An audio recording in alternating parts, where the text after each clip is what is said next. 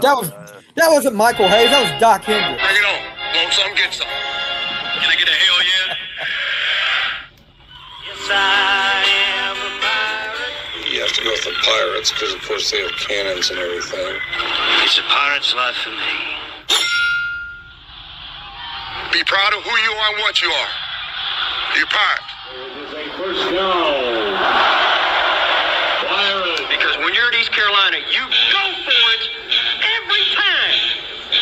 When you don't coach at East Carolina, you don't come to East Carolina, you don't play at East Carolina with a weak heart. Write it. I think I've ever been in a building as loud as that was. It was deafening in there. You live with Omaha? I can promise you that. And it's purple all night long in Eastern North Carolina. You're watching The Sports Objective, the podcast for Pirates.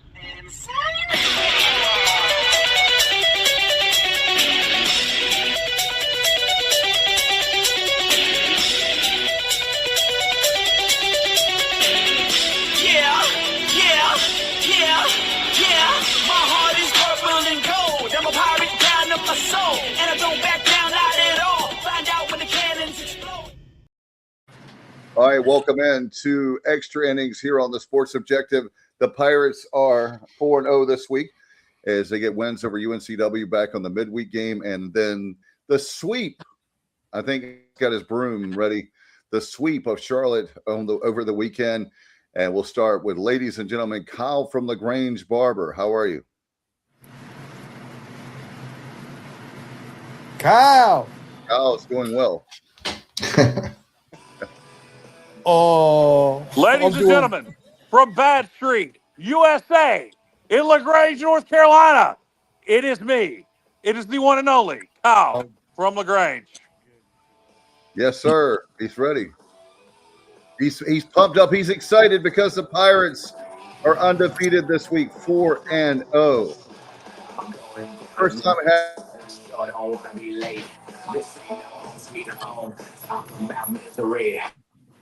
oh my God, he's playing that in the background. Yeah, that was a non-copyrighted Bad Street USA ripoff. I think we can get away with that. What's going on, guys? We were referencing Michael PSAs before the show, so I just thought I'd give you all a little Bass Street USA that hopefully doesn't break copyright rules. Yeah, big week for the Pirates, 4-0, sweep of Charlotte in conference play, beat Wilmington midweek. The biggest thing about all that was RPI suddenly up to 31, just that quick.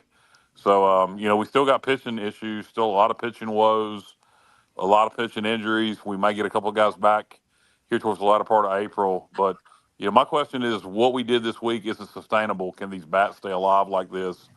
And can we keep this going? If we can, then we're in good shape. All we got to do is just keep winning. I'll tell you what, when you win. Dave's not here. Dave's not here. Dave's not here, man. Right here. There you go, Dave. You froze up. You froze up. Well, that's because we have a huge audience already, guys. I was saying, Alan Vick, when you win, you have a huge audience. We're already. There he goes again. Yeah. Oh, boy. Just want to say. Dave, leave and come back. Just want to say Happy Easter to everybody, first of all. Happy Easter. Yeah. Great Easter weekend for the Pirates, for sure. Yeah, it was. And, good point. We should have opened with that. Not Bad Street USA, Alan. But, yeah, happy Easter to all the listeners. And Alan Vick is you've already been welcomed in. So now I will welcome in the king of stats himself, ladies and gentlemen.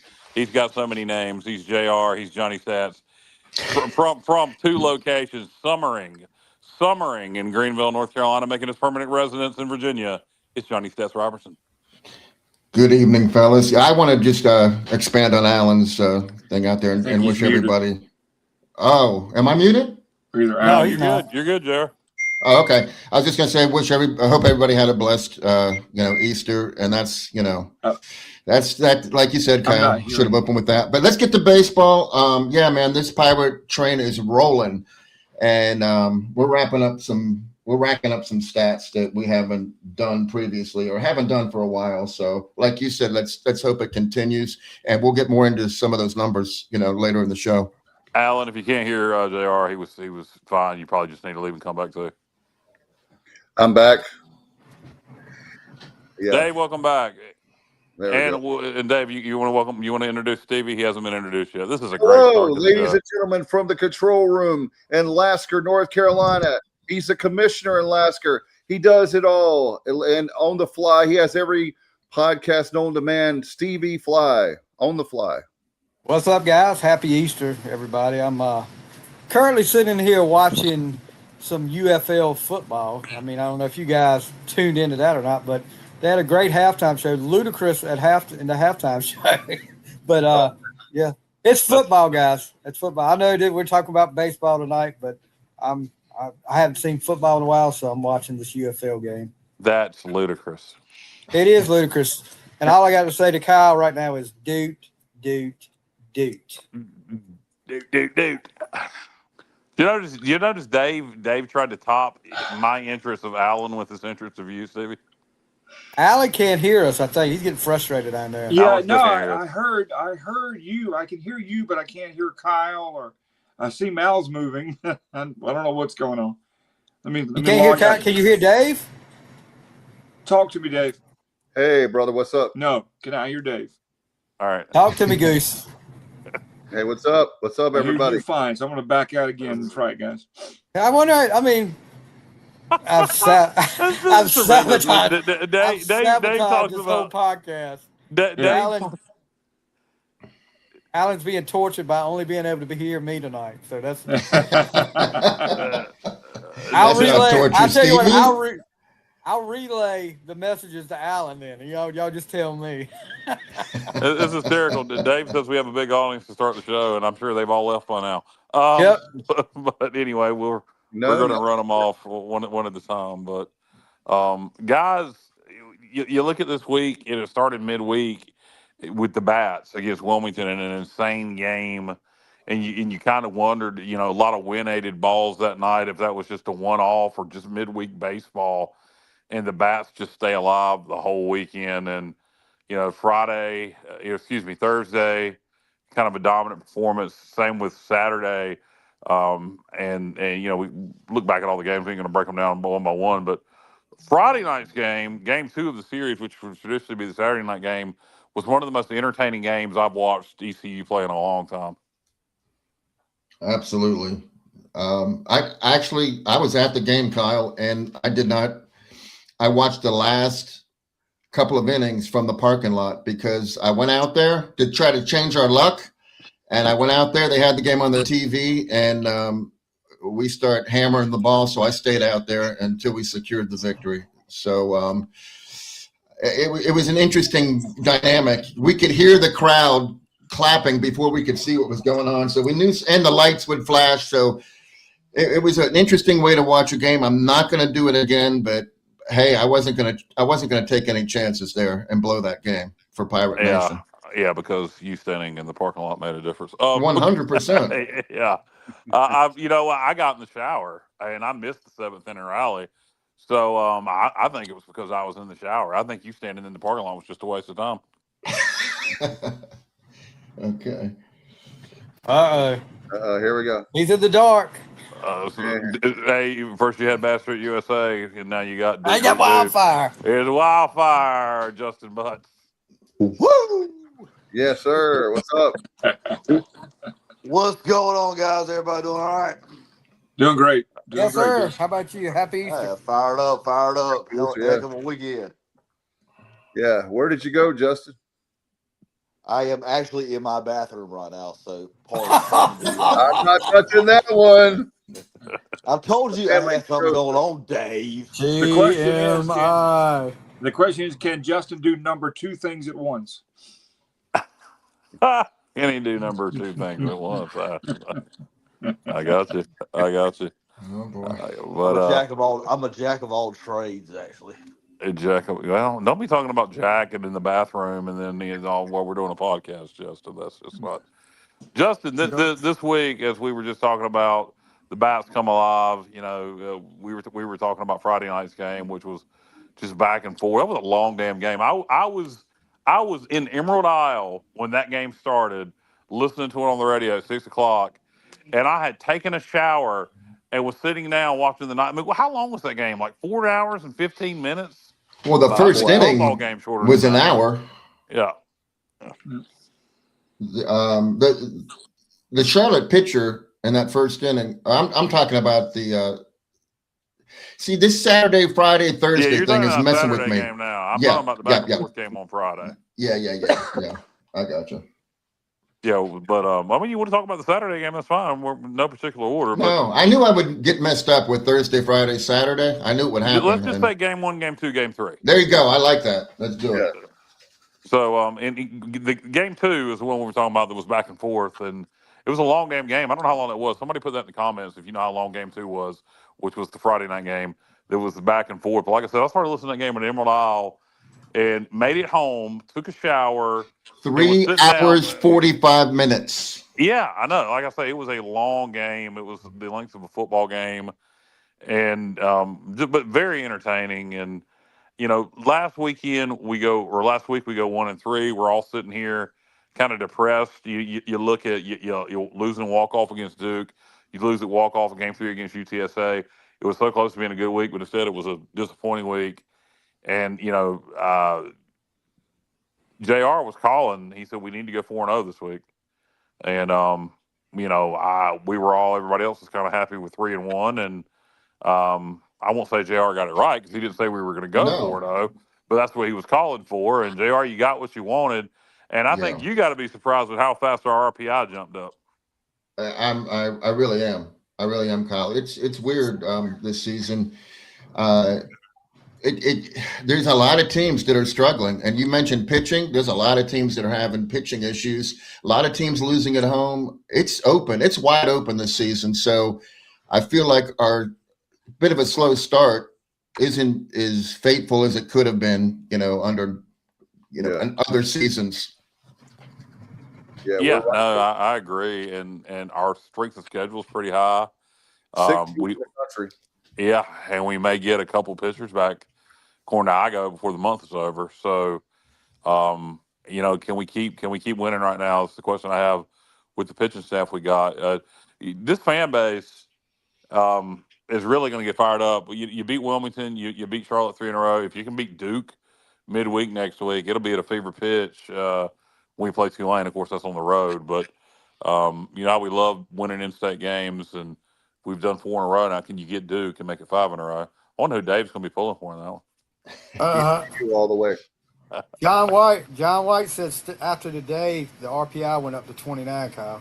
Oh wow! Okay, I posted that maybe too early. You know what, John? I didn't even realize many teams were playing today. I thought that everybody kind of finished up yesterday because of the holiday today. But when I posted that 31 this afternoon or this morning from Warren Nolan, I thought all games were final. So interesting, up to 29. That's freaking awesome. And John, I did have a question too. We talk about. I want to ask John before I forget this. We talk all the time about some of our players being in a slump as far as hitters are concerned. How about pitchers? You're a former pitcher. Is that something where a pitcher can be in a slump? Oh, I think I can answer that. Yeah, me too. Yeah, of course. Yes. I think I can answer that. Go for it, JR. I'm waiting now.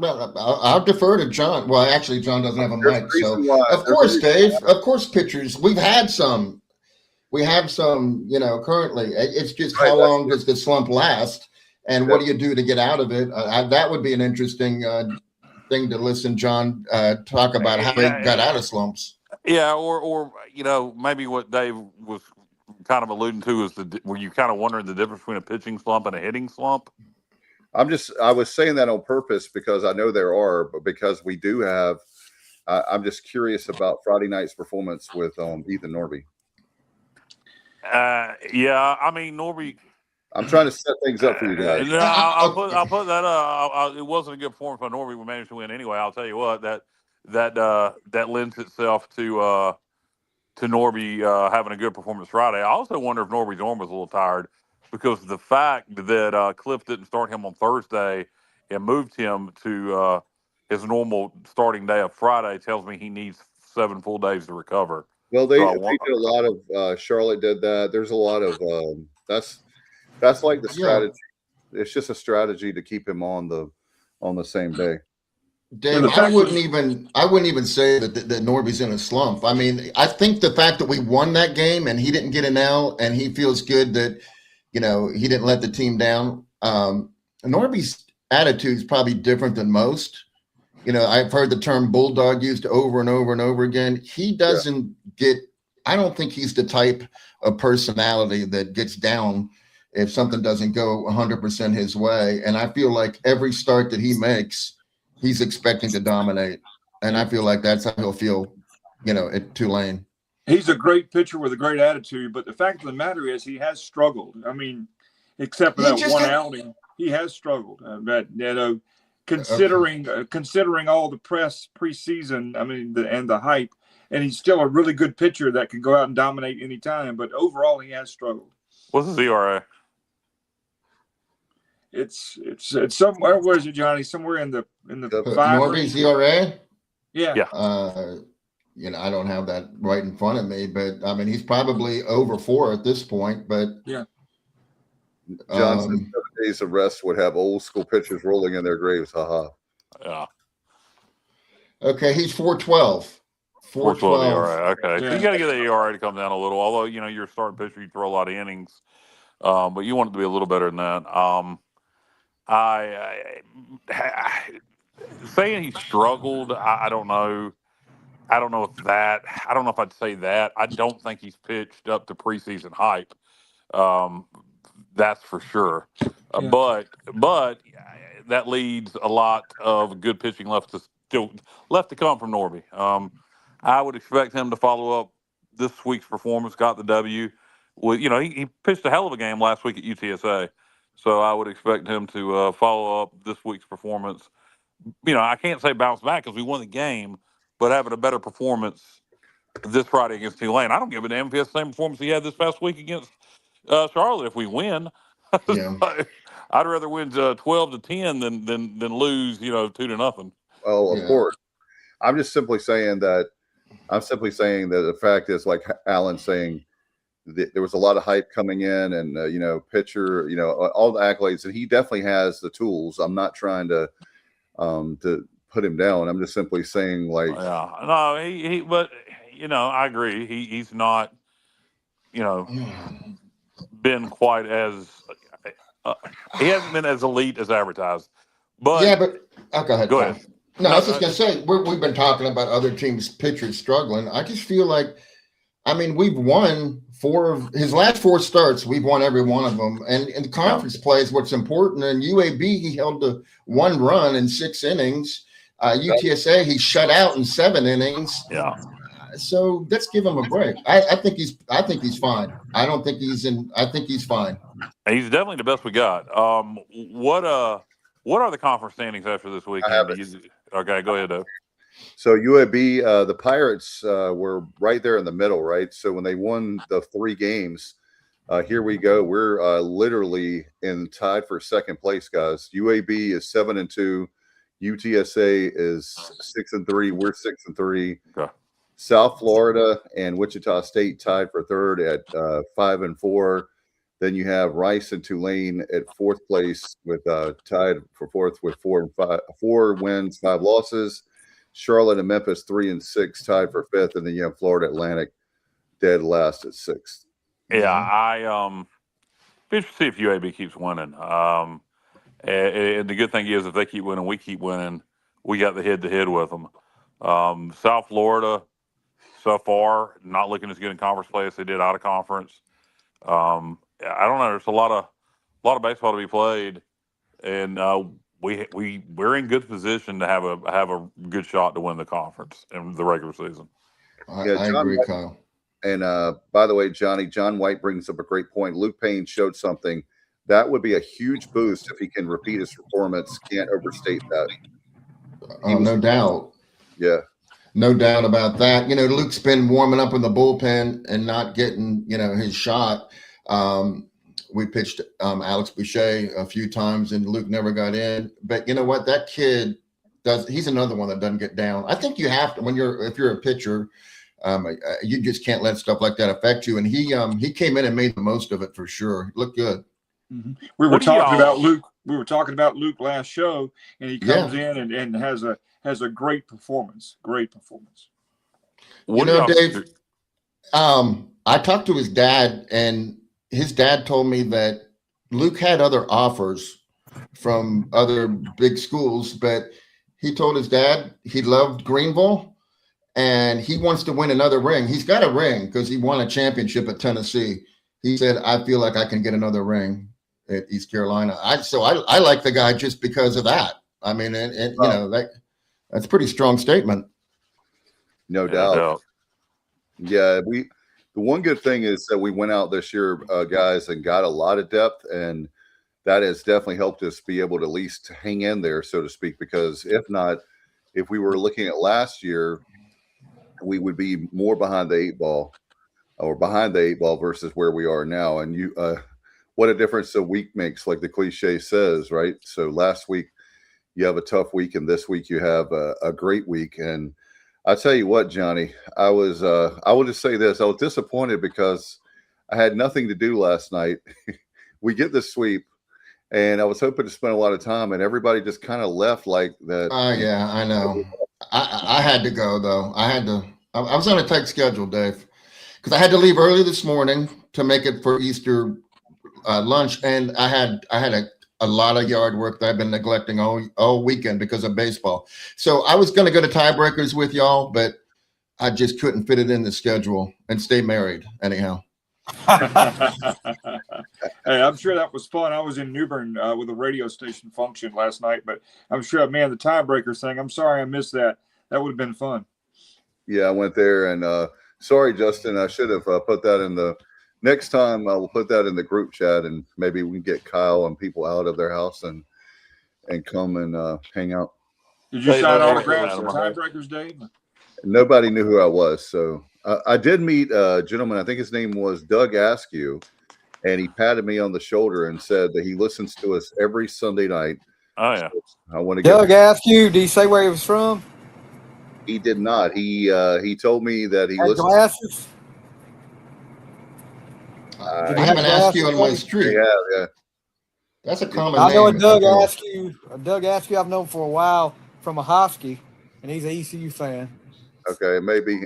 I've seen that name too. But yeah, it's funny. Yesterday I was in Greenville, and literally came back home, and I was in Greenville at the start of the. All right, so I met friends at NC Spice in Greenville for lunch, and then got to the truck, turned the game on, and we were up 12-0 or whatever it was in the first inning, because by this time it was like the third inning, and came home and watched the rest of the game when I got home. So I left Greenville to watch the game.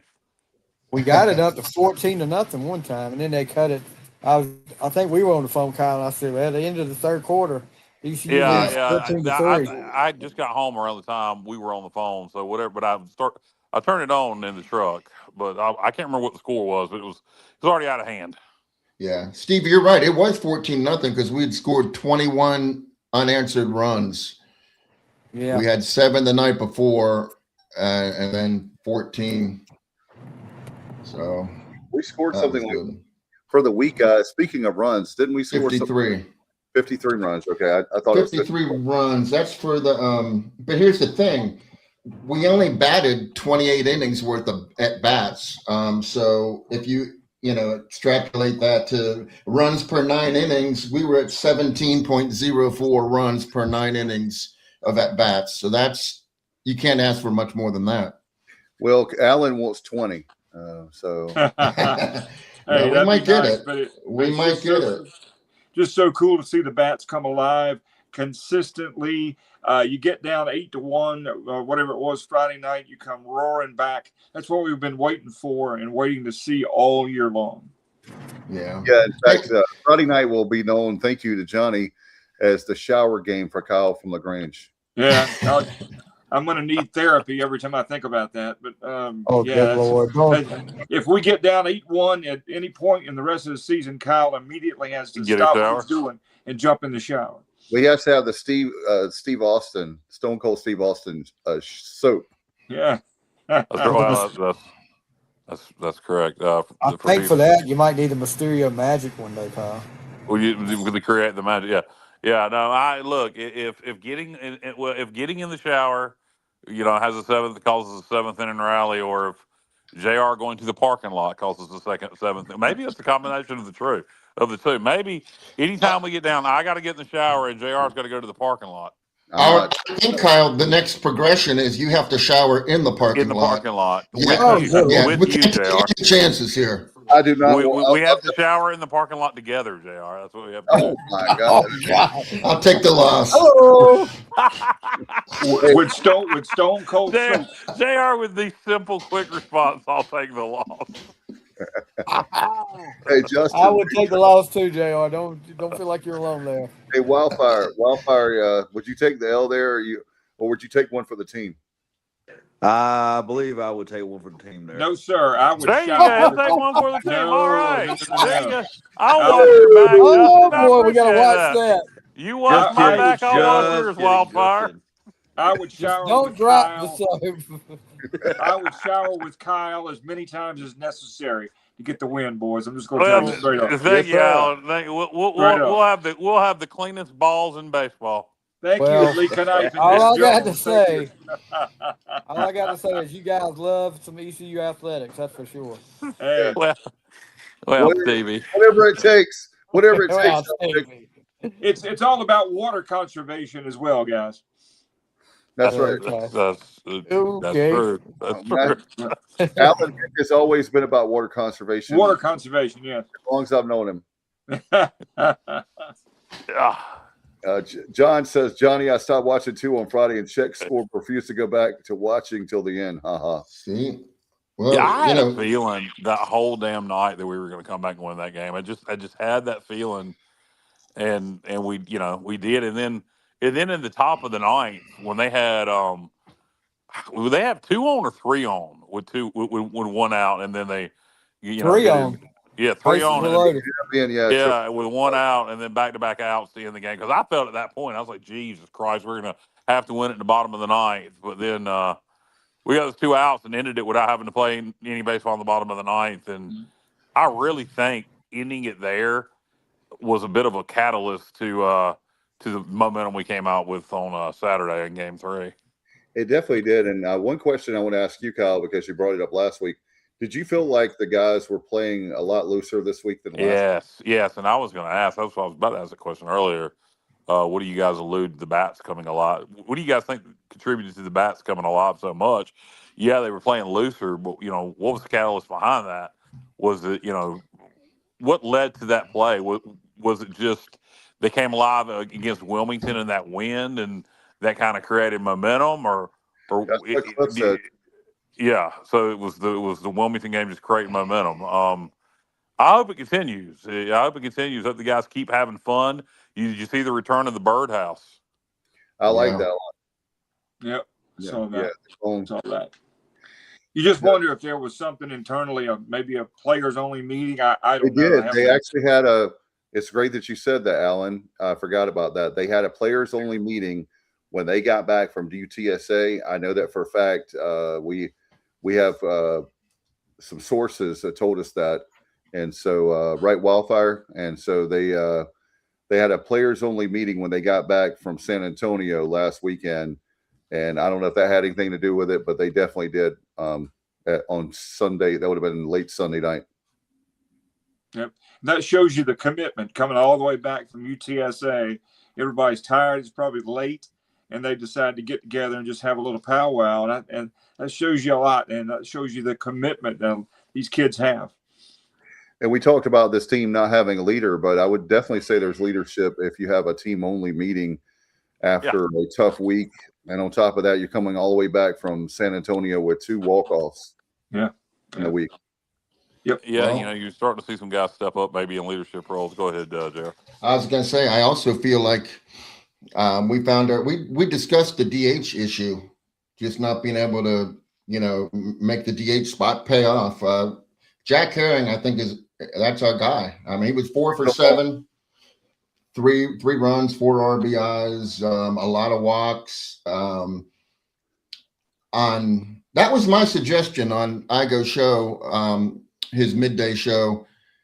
I said I feel like we need to take Davin and Jack and make them right field and DH. I don't care who does what, but like I said, he thinks that maybe Jack's more comfortable actually just DHing, and Davin's, they're both good right fielders, so it worked out well for us. It worked out really well. Look, we have I know we like to tweak things, but I was telling Johnny, I think it was last night, we just need to leave it just like you said. Davin's got a great bat. He's playing great in right field, and when you have Herring, he's lighting it up, and that's a position. I know that doesn't sound like much, but the DH position is very important, and when you have that bat, he's hot as a firecracker, like the cliche, if it ain't broke, don't fix it. So, and they also have moved up Davin to what, second in the lineup now? Yeah, I mean, you have to. And the thing is, we took advantage of every opportunity that Charlotte gave us, because they were not good in the field, especially Friday night, and we took advantage. We made them pay every time they made a mistake. Yeah, we did that, and you're right. There was a lot of times Friday night where, we were scoring runs off of their mistakes or little dribblers or just, one off the glove here and there. They all count the same. Yep. And those are things that hadn't happened early in the season. We weren't getting the little breaks with the dribblers and, things like that. And when you things like that start to turn around, sometimes it snowballs. And it certainly has over the last, 4 games or so. No doubt. And I think that the law of averages are coming back in our favor. We had some unlucky things happen, like you said. And also, when you look at our schedule, Tulane's tour, we have, I believe, FAU towards the end of the season. They're dead last. I think there's the conference play. We're going to definitely be able to play a lot better on the going down the stretch.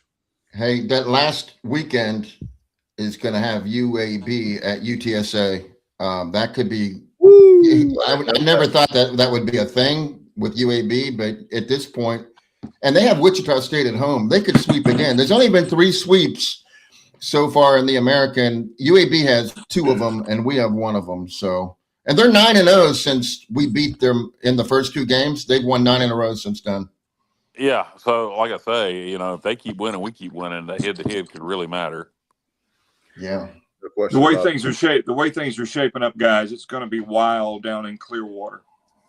It will be. Is that because you're going, Ellen?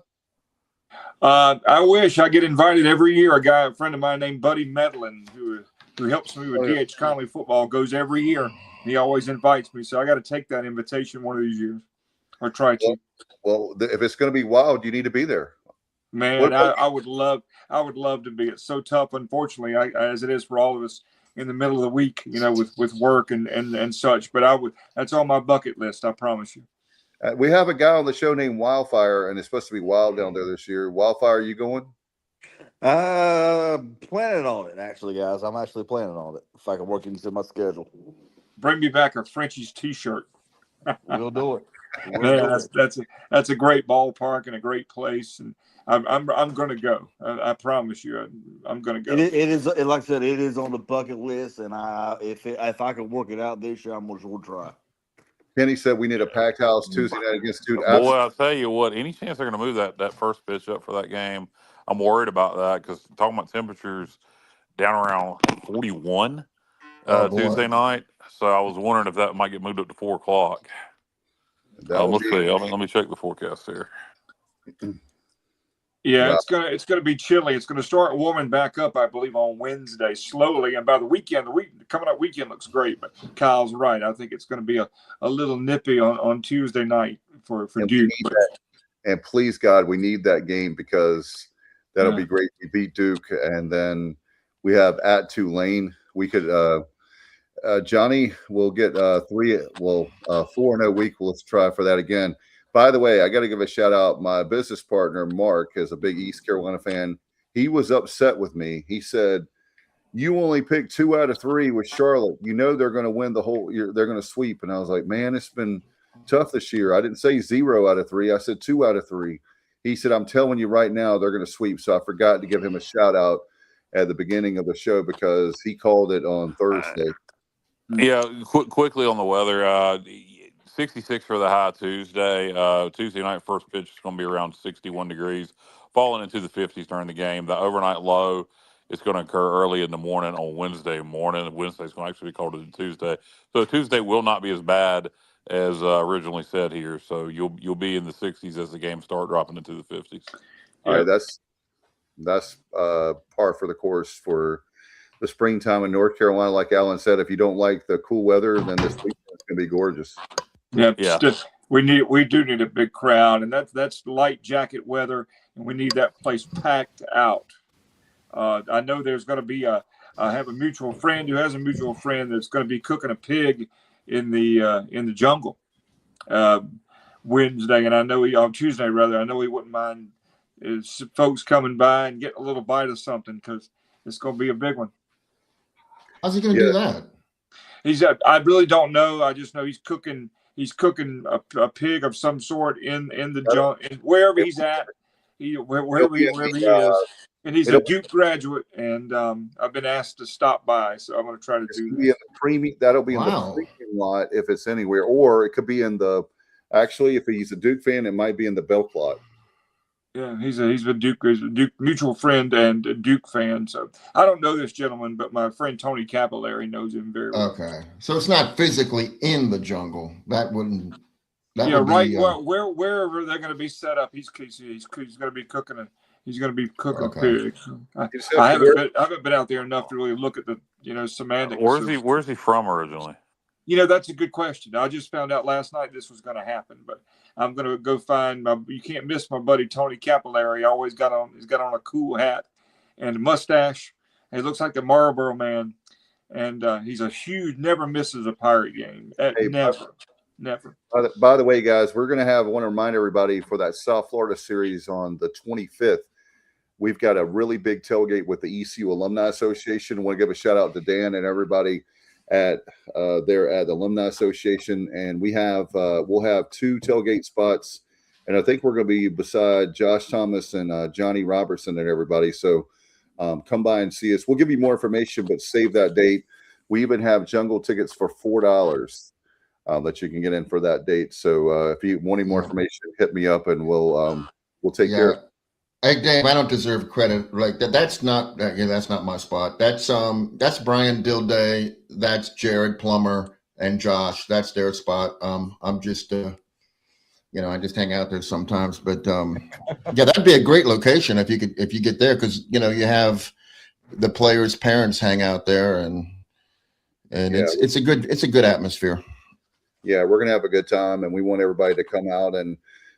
That's a series. Well, between now and the end of the year, we need a huge crowd every night and every day game because we definitely. The good news is we're, like Johnny talked about, we're back in the hunt. We're looking for these. I do think that our fan base makes a huge difference. They had Saturday's crowd at 4,574, I believe, when I was in yesterday's crowd, and.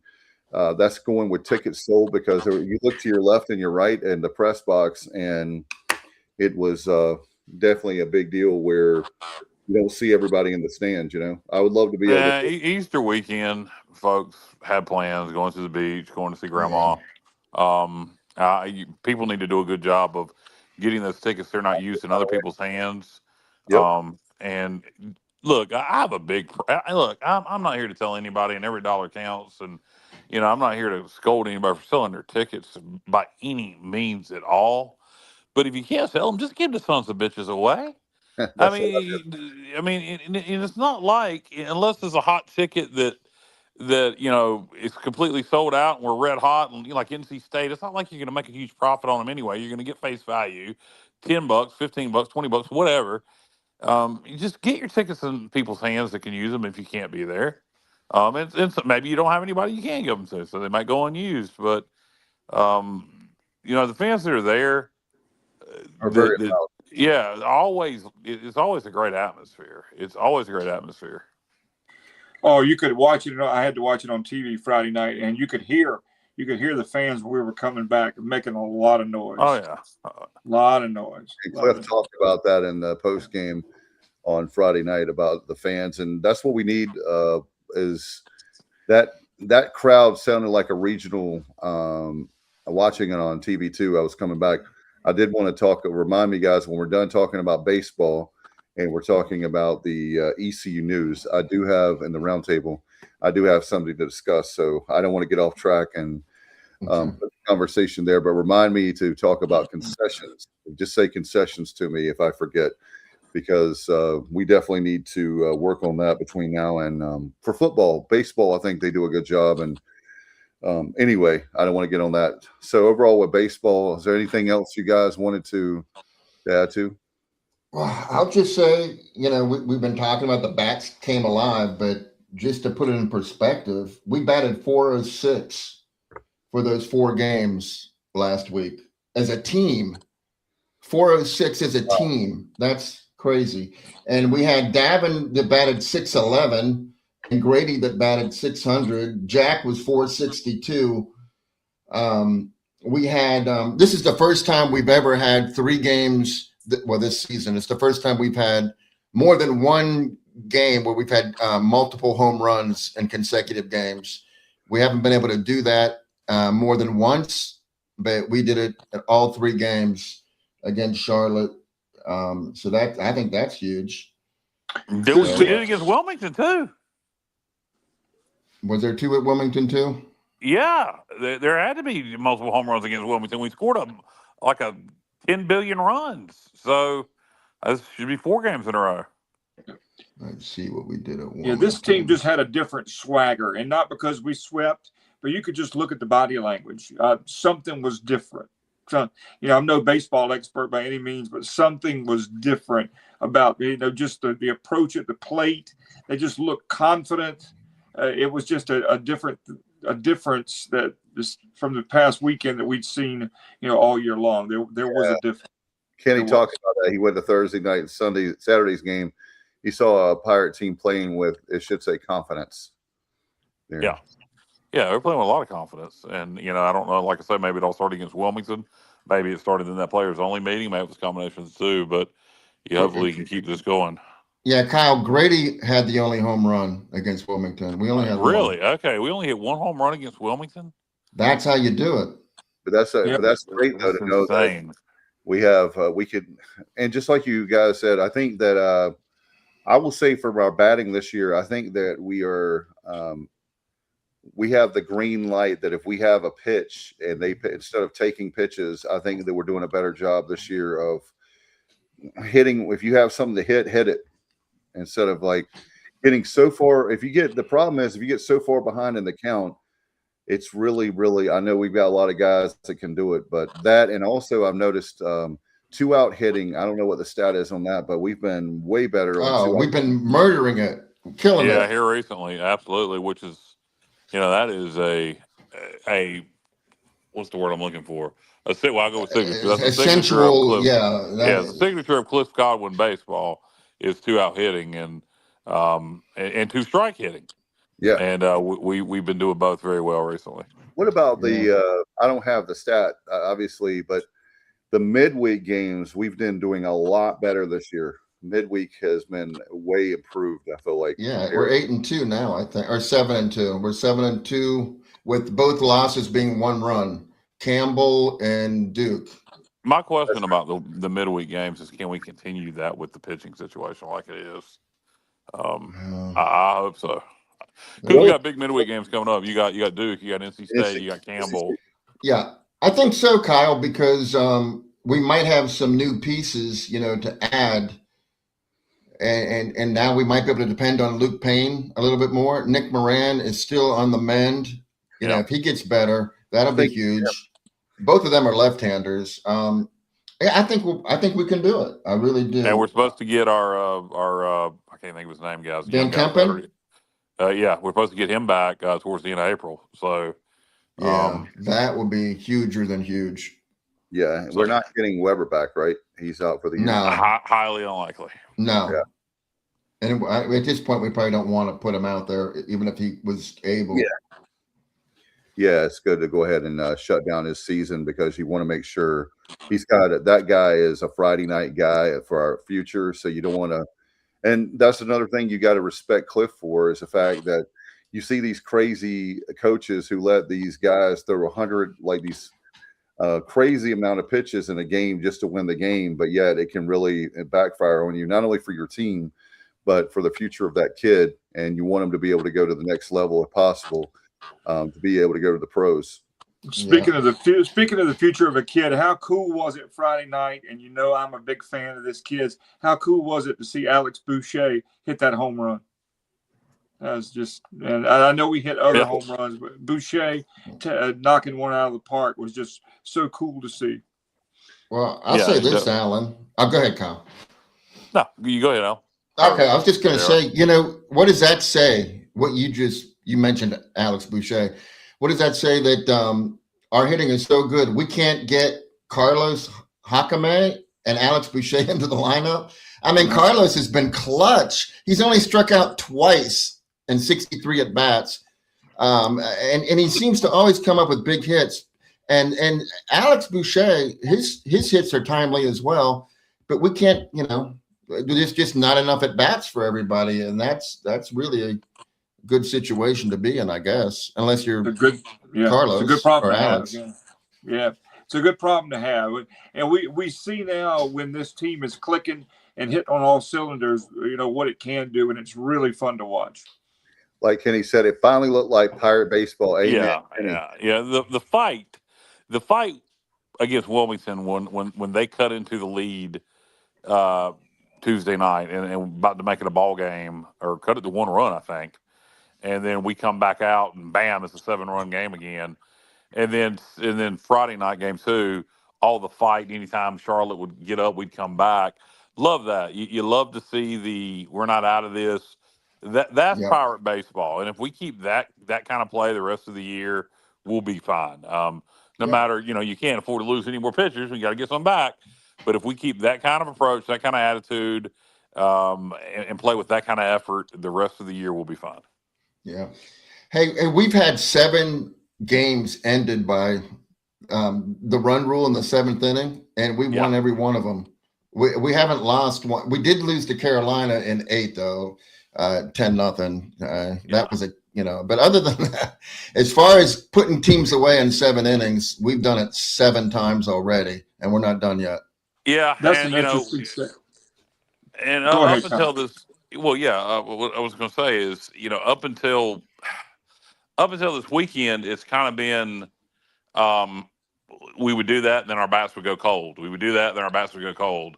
And this has been a consistent 4-game stretch here where the bats have been going. So, and really back further than that against UTSA, we just, bats were going Sunday. We just lost. Yeah, and don't forget that weekend with William and Mary and Penn and Wilmington. Yeah. I mean, that was another crazy explosion. So they're there. We just got to do it consistently, and hopefully we can. Love to beat Duke this week. Biggest thing is, can we go sweep Tulane? But love to get the midweek win over Duke, just because it continues the momentum. It's a big, nice RPI win, another in-state win. You want to beat an ACC school, and it'll be a fired-up crowd in Greenville for that game. After this 4-game week against Wilmington and Charlotte, it'll be a good atmosphere for Duke Tuesday night. The way we lost to Duke was such a gut punch. It's fuel. It's fuel for the kids for Tuesday night to make amends and come back and kick some butt. Yeah, no doubt. Yeah, no doubt. Guys, we want to move on to the round table or the square table. Or I mean, I'm done with baseball. We'll talk. We're gonna have a Tulane pregame show, right? I mean, preview show. Yeah. Yeah. Well, so I'm done with baseball. All right. Well, I don't know what Dave wanted to bring up the round table as we transition. He said something about concessions that he wanted to say something. Well, we're gonna have to wait for Dave to come back to talk about concessions. Oh, he's left us. Okay. So we will in the meantime and in between time we can continue to talk Pirate basketball. Well, how about this? Well, Dave is back now, but I'll quickly ask this question: as Stevie has known, as he's been talking to me quite a bit, and the rest of you guys know. I've watched more Major League Baseball probably this week than I have in the last decade. Good Lord, yes, he has. So has anybody else got into the opening week of Major League Yeah, Baseball? I don't feel alone, Kyle. It's great because you were like watching a game in freaking Seattle. I didn't want you to feel alone, Dave. Late night, like I was watching Seattle Anaheim the other night. Yeah, fell asleep. It was 0-0 game, but the wind was so crazy. And missed the damn end of the game in extra innings. Watched the Cubs today. Watched the Brewers and Royals today. Been really on MLB Network. Been watching the whatever their little thing is. Like this, like NFL Red Zone, where they show multiple games at one time. Yeah, that's really cool. That's really cool. Yeah, it's entertaining to just sit back on and particularly on a weeknight, you got nothing else to do, and just have that on in the background. Yep. My Yankees are off to a good start. They lost today, unfortunately, but Yankees are good off Lord! A nice 7-2 start. Thank you very much. I'm not a Yankees fan, but I hate the Dodgers. Yeah, they have looking at Major League I hate them Baseball. both. Looking at Major League Baseball. Thank you, JR. Looking at Major League Baseball salaries, man, it's insane. When you look at what the Mets, the Dodgers, the Yankees play compared to like the Nationals. So the Dodgers and Mets are between between $400 and $500 million for their roster. The Nationals this year is around $87 million. Yeah. I mean that is insane. But at least the Dodgers win. Like the Mets, they're like with that Juan Soto contract. They still don't win.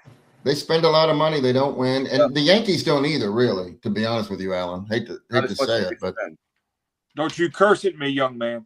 And then you look at my Cubs who are in the upper echelon and not in the top. I think they're top 10 salaries.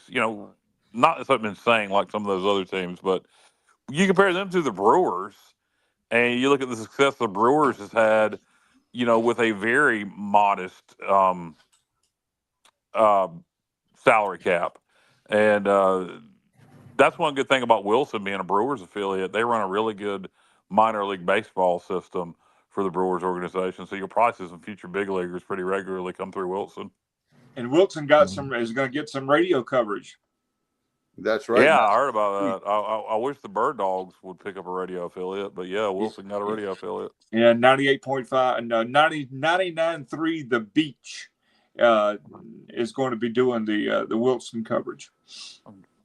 Okay, is that stadium? Is it going to open in time? Yeah. That's crazy. Their first home game, I believe, is this coming weekend. Wow, I got to go to a game there, man. That stadium looks. We're going to do it, JR. Me and Stevie were talking the other night. I definitely want to go there. That stadium is awesome. We can all go to a game. That's easy to do. Everybody's within reasonable distance from Wilson. Yep. Dave, are you allowed in Wilson? I am allowed. Yes, I.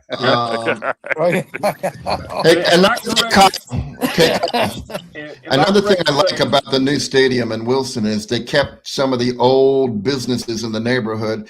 Right next door to the stadium is a cinder block shack that's like gizzards and lizards and gizzards. Lizards. Hell yeah, they got a lot of lizards. Lizards and givers. Livers. So maybe after the game, we can go get some gizzards. We're gonna do that. I am a chicken liver fanatic. Jared, do you eat chicken livers? I love livers. No, I do not.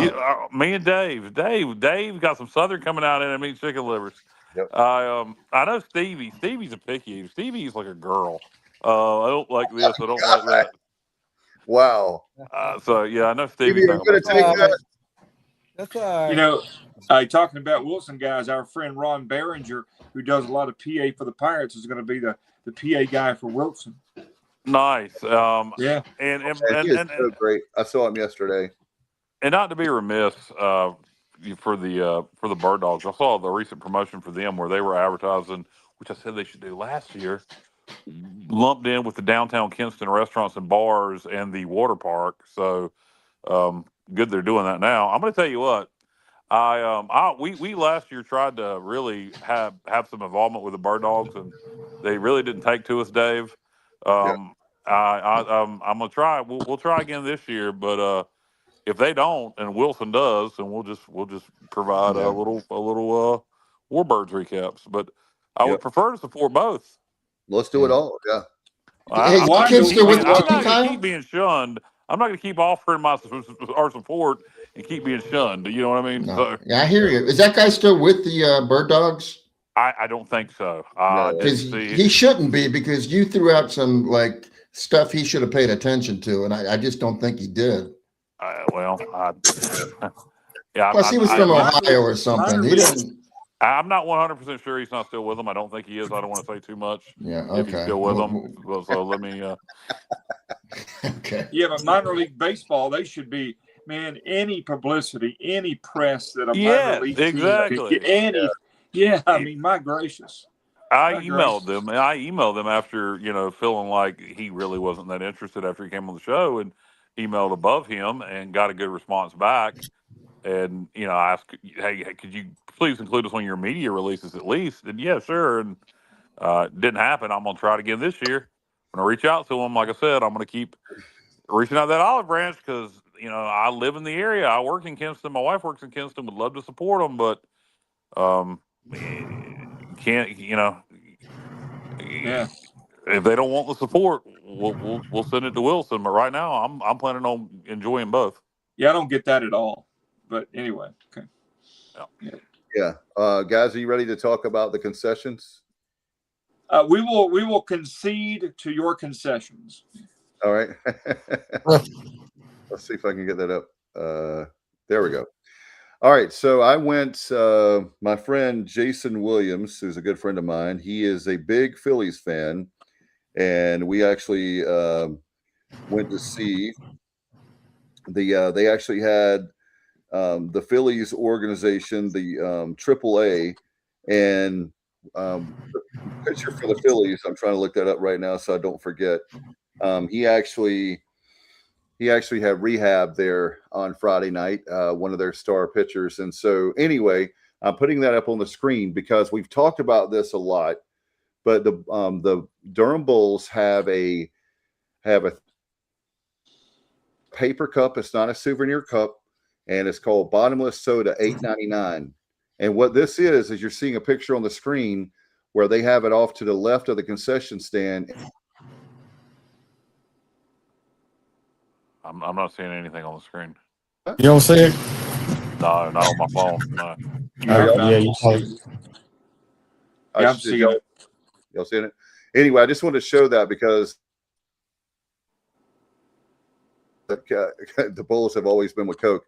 But anyway, the point is that we need to do that because that's a way that to help with not only financially, how many people are going to drink a whole bunch of drinks when you know that there's a huge markup in fountain sodas.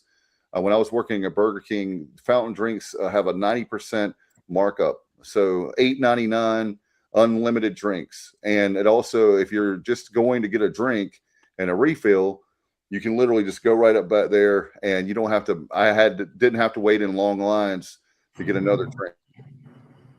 So anyway, I wanted to show you guys that. So we need all the revenue we can. So I get, trying to get all the revenue you can from concessions for ECU football. But at the same time, at some point, you can't just price gouge your fan base, and maybe you know what $6 for it was $6 for a 20 ounce. Well, you know what a good idea is, Dave? I just thought of something. Why not have Pirate Club pricing? Why not you flash your Pirate Club card? That's a great idea. And you get a better price than the average Joe. That seems to be where you're taking care of your fan base, takes care of you, and then you can get, you can charge a premium for the other knuckleheads. Well, it doesn't need to be $6 for a 20 ounce when you can get them. No, I agree with that. 100. That's too much. But offer Pirate Club pricing. There's another incentive to join the Pirate Club. Yep, and the fact that they do that for Commanders, you get 50% off. If you're a Commander season ticket holder, you get 50% off of concessions, half off. Yeah, it is a little different. You're talking about pro sports versus college sports. But still. But I do think, I get the need to create revenue, so you don't want to take any revenue away. But I do think if you're a Pirate Club member, you should get a better price probably because it gets to be the point of absurdity with the prices, particularly with my wife and I, it's just two of us think so bad, but you're there with a family of four, and you got some annoying ass kids that want everything in the world. You can end up spending a lot of money on concessions. Well, why not have something that I've talked about to some Pirate fans? Why not have, just like when you have AMC in the different movie theaters, have a souvenir bucket that you have, and for $25 for the season or $25 for the season, you get unlimited refills for popcorn. Well, I think their thought is they'll make more money just selling the popcorn like it is, but they might not. I mean, something like souvenir buckets become so collectible and everybody wants them that, offer a limited amount, make it a premium to get one, offer a couple thousand of them. And once they sell out, and, you'll have people fighting over them. How about souvenir cups that highlight a great moment in Pirate football history? That's a good idea. That's a good idea, Alan. Yeah, I mean, you got a Peach Bowl cup, you got a whatever cup, man. Those things would be like hot. Collect them all. Yeah, I mean, it's like Hardee's. Oh gosh, Fast Fair. Collect them all at Fast Fair, Kyle. Are you talking about the Jim Crockett promotion cups? Yes. Yeah. Speaking of prices on concessions, did you guys happen to see the prices of the concessions at the Final Four for the men's Final Four? I wasn't there. Did you go, Stevie? Oh no, I've got to see. Somebody has posted a picture of the menu. Grilled whore. Grilled gourmet hot dogs. If I'm reading this right, $32. Well, what's on it? It's all beef hot dogs, baked poppy seed buns, all right, diced sweet onions, pickle relish, ketchup, and yellow mustard. So just a regular freaking hot dog with a bun that can make you fail a piss test. Yeah. Oh man. Buffalo chicken dip, $88. What? I don't believe this. No. I will send it to you, Kyle. I believe you have it, but there's a such thing called AI. Bottomless stadium popcorn, $52. This isn't real. That's not real. Orville Redenbacher is rolling over in his grave right now. That's not real. There's no way that's real. Matt was at the NCAA tournament. I don't think he was at the Final Four. Final Four. That just does $52 for unlimited popcorn. If that's true, that's freaking gouging like crazy, dude. Yeah. What is a hot dog, Stevie? $35? 32. Well, it's gourmet. It had a popcorn. Oh, 32. Oh yeah, yeah. It's gourmet though. There's no way that can't be real. Powerades, $24. That can't be real. Where was the Final Four at? Indianapolis. No, it wasn't even in New York City. That can't be real. New York City. No. Get a rope. You know who's not going to put up with that in Indianapolis? Pat McAfee's going to do something about that if it's true. Oh Lord. He's too busy doing other things right now, Kyle. Pat McAfee's going to take care of that. Okay, let's see. Kettle chips. Two people. I'm sorry. Go ahead. Go ahead. Go ahead, Alan. I was going to say, looked it up. Two people around $160 for food and drink.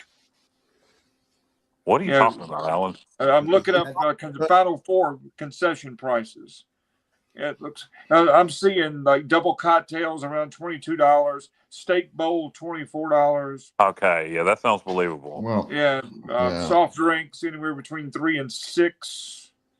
Yeah. So hey, okay, that sounds believable. I got the other side of the spectrum on that, Kyle. If you ever want to go on a road trip to Pearl, Mississippi, to see boy, do I. Okay, here you go. The Bird Dogs, if they go down to play the Mud Monsters, you can get a $3 sausage on a stick. There's no bun, but you get a sausage on a stick. It's $3. And if you name your sausage, if you go with the mystery sausage, it's $2, and they give you whatever they want to give you. I saw because with the Bird Dogs, joining the Frontier League, me, trying to support them. I kind of watch videos of each Frontier League team, and the Mud Monsters were a AA affiliate prior to the Frontier League.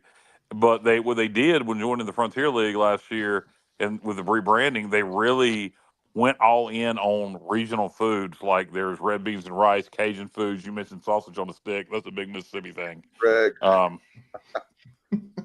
So sausage on a Mud Monster. You try one, Craig. Come on, I know you would. But no, that's a big Mississippi thing is sausage on a stick. So I wish James was here now. He could elaborate. But no, I know that like New Orleans, the same thing at the Jazz Heritage Festival. That's a big deal, and they have alligator on a stick as well. Yeah. So I don't think I'll be going to Pearl to a Mud Monsters game, but I do know they have cool food there. How about Drew talking about bring back the people walking the aisles selling items? Shit, we can't even get enough people. Gotcha.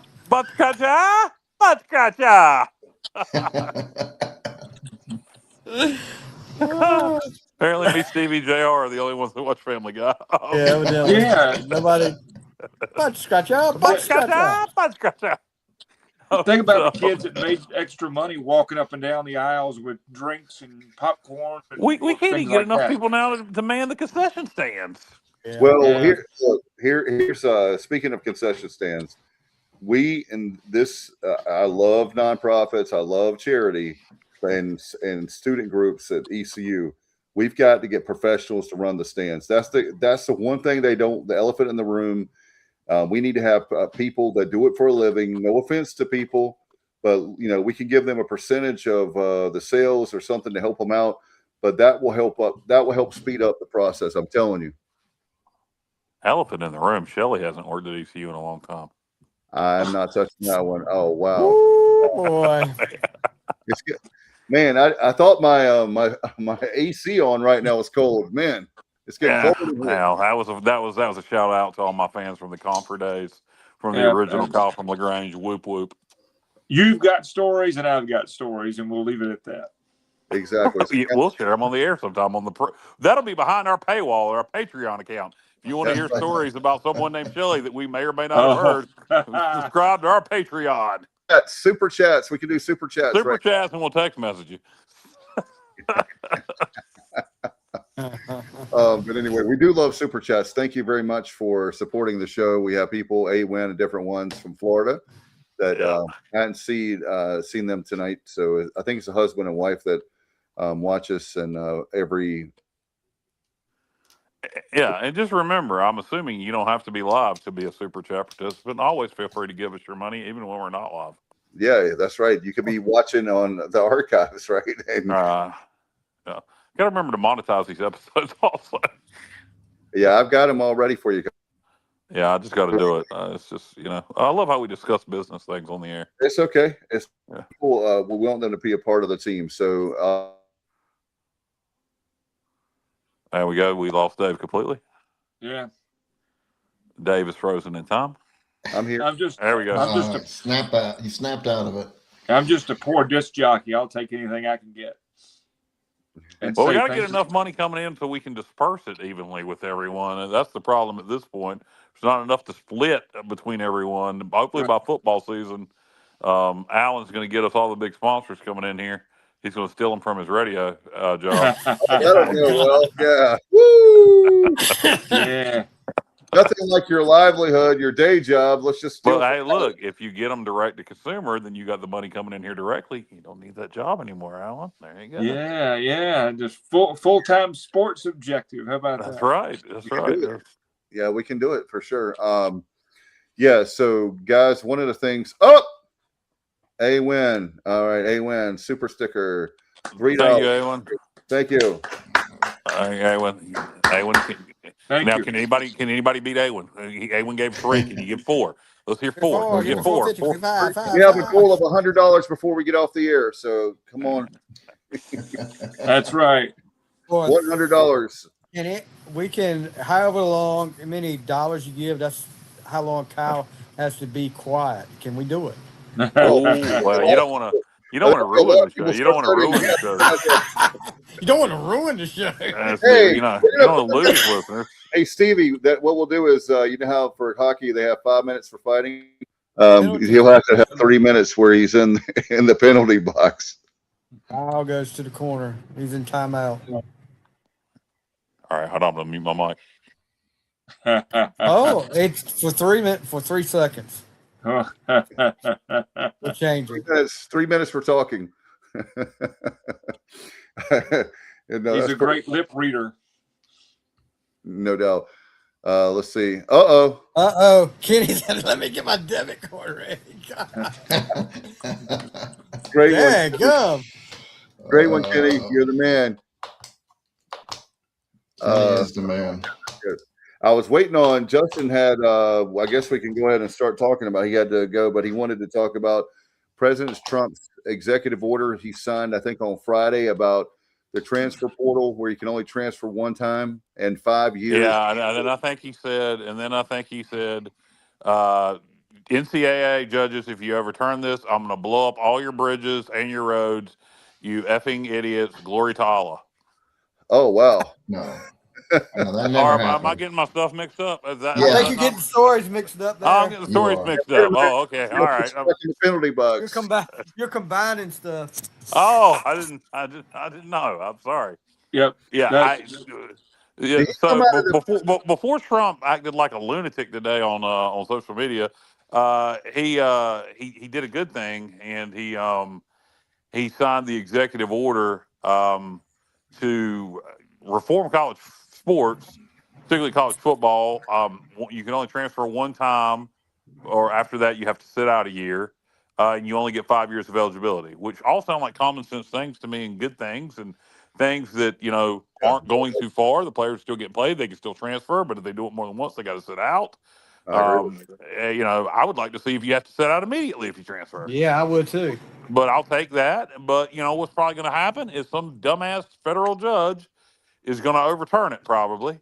But as of right now, it's the law of the land. We'll see if it gets overturned. You mentioned the two magic words, common sense. Yeah. Here's the problem with it, because coaches are allowed to leave whenever they want to leave. So we need to put some kind of thing where they have to sit out a year. Say again now? Talking about the coaches. The coaches get to leave at any time they want. They never have to sit out. They never have to do. They can just leave. Alan, but there's contracts that are bought out though. Yeah, that's a business. That's a business. Yeah, exactly. And these players now, so contracts have to be bought out. So you either make them sit out a year if they transfer, or you put them in multi-year contracts where if they transfer, that other school has to buy them out. So in other words, if Florida decides they want our running back, and he is under a 3-year contract, great. Florida, he can go transfer to Florida. You can have Montgomery, but now you got to buy him out. Now we got some money to go get another player to replace him with. That's right. I agree with that 100%. We're basically operating under a pro system already. So you might whoa! What happened? $99.99. All right, Kyle, go to the penalty box. Kyle, who just donated $99? Craig Doucette, $99.99. Craig, thank you very, very much. Thank you, Craig. Thank you. Low price. We may have enough money this month to divide amongst everybody. Well, we'll keep it going. Craig didn't want to see Kyle muted. That's the thing. I'm doing the math. Craig wants me to go back Craig, on mute. Look, Craig, you do that every episode. I'll be muted the whole damn show. Craig's a Kyle fan. Oh, Craig didn't want to see me muted. Well, no, he did not. He did not. Craig did that so I would talk. Well, Craig, the more you give, the more I'll talk. I wasn't sure Craig was mad at me because when he came on here and him and Justin at the umpire convention, I didn't know if he got mad at me because I finally ended it after they talked about umpiring for 3.5 hours, and so I hadn't heard from Craig anymore after that, so I didn't know if he was sore with me. No, yeah, he is. That was a great interview too. Craig. It did go longer than we thought it would, but the content was. I was trying to get a reaction out of Justin, and he said nothing. Yeah. Dave's NIL. I will call it that. Yeah, actually, we were. Justin, you gonna react to that? You didn't give me nothing. No comment. No comment on that, Kyle. Hey, Kyle, we were when you didn't come on the show that night, we were talking about how you left us and went to another podcast So maybe Craig is trying to get you to stay on with us with the NIL. Which podcast was I going to go to?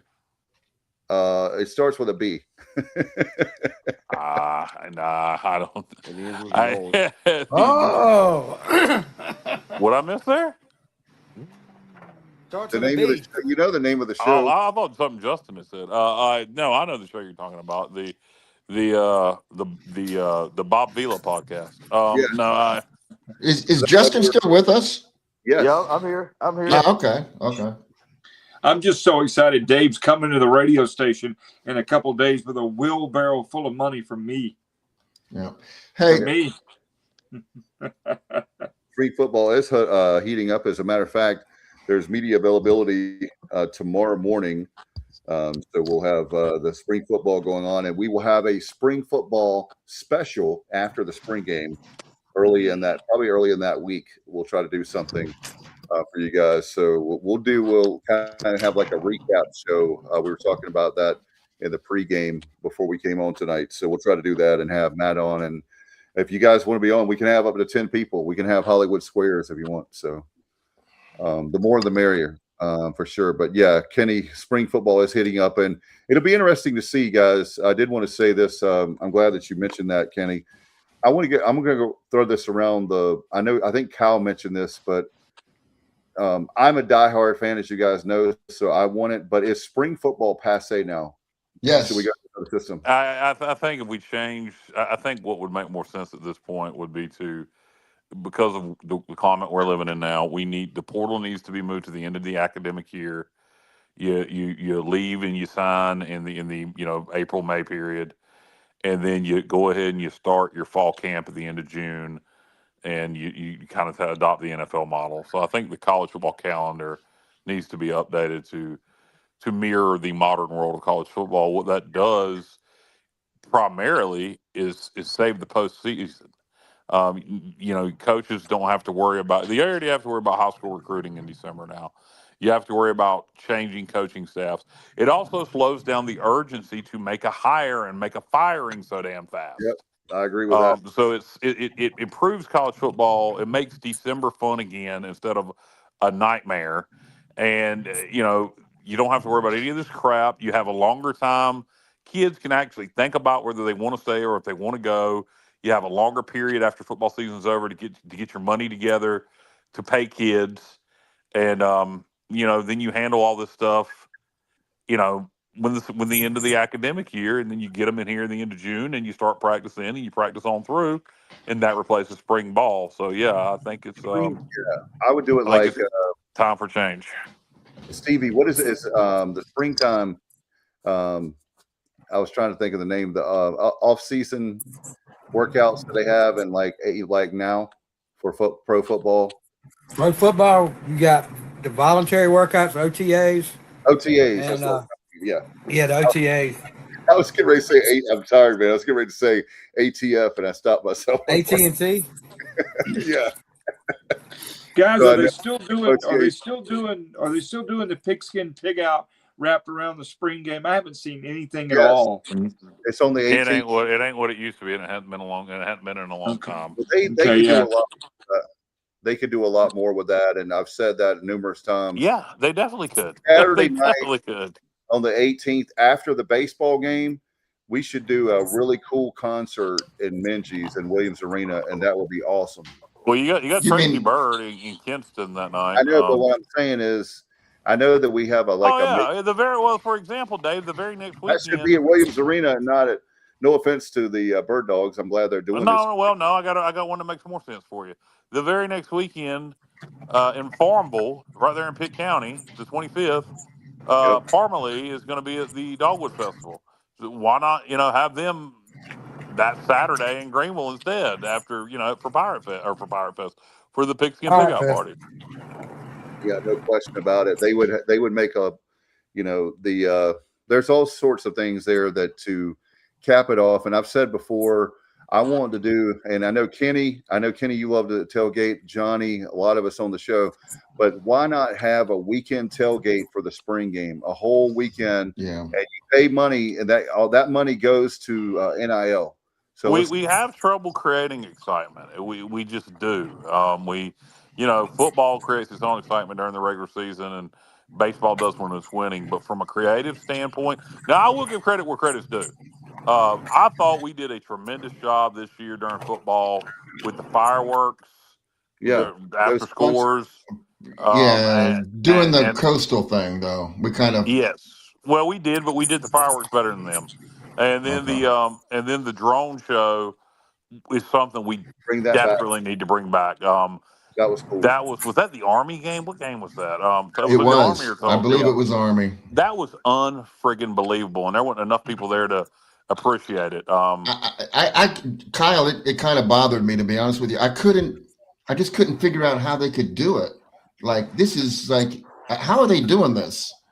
It's very precise, man. Those people know what they're doing, and it was unbelievable to watch all those drones in formation like that. I freaking loved it. That is something they definitely need to do again this year. They need to bring the fireworks back. I really enjoyed that. Particularly JR, and all y'all guys that were there. That Memphis game, when you're running on the field and the fireworks are going off, that was freaking sweet. Yeah, they had the whenever they had the new like I talked about, that new premium tailgate that they've added this year with the bands. That was really, really cool, because when the Fieldhouse, Scales Fieldhouse was torn down, I'm like, man, that's history. But I gave everybody credit in the Ward Sports Medicine building. What they put in the place of Scales is awesome. And having all those A+. Yeah, like I said, I'm not an anti-pirate or anti-administration, but when things go wrong, I know. I'm just saying that I think some of the paid pirates think that we're too critical. And look, when we, look, hey, that's why for me anyway, when I compliment you, it's genuine. The fireworks were excellent. The drone show was excellent. And if they got those ideas from Coastal, great. That's great. Learn from other people. If you go to Coastal, you see they're shooting off fireworks. The week before our game, they did the drone show there. If we got those ideas from Coastal, great. I don't care. Yeah, exactly. That's a good thing. To me, seeing something somewhere else and saying we can implement that in Greenville is a good thing.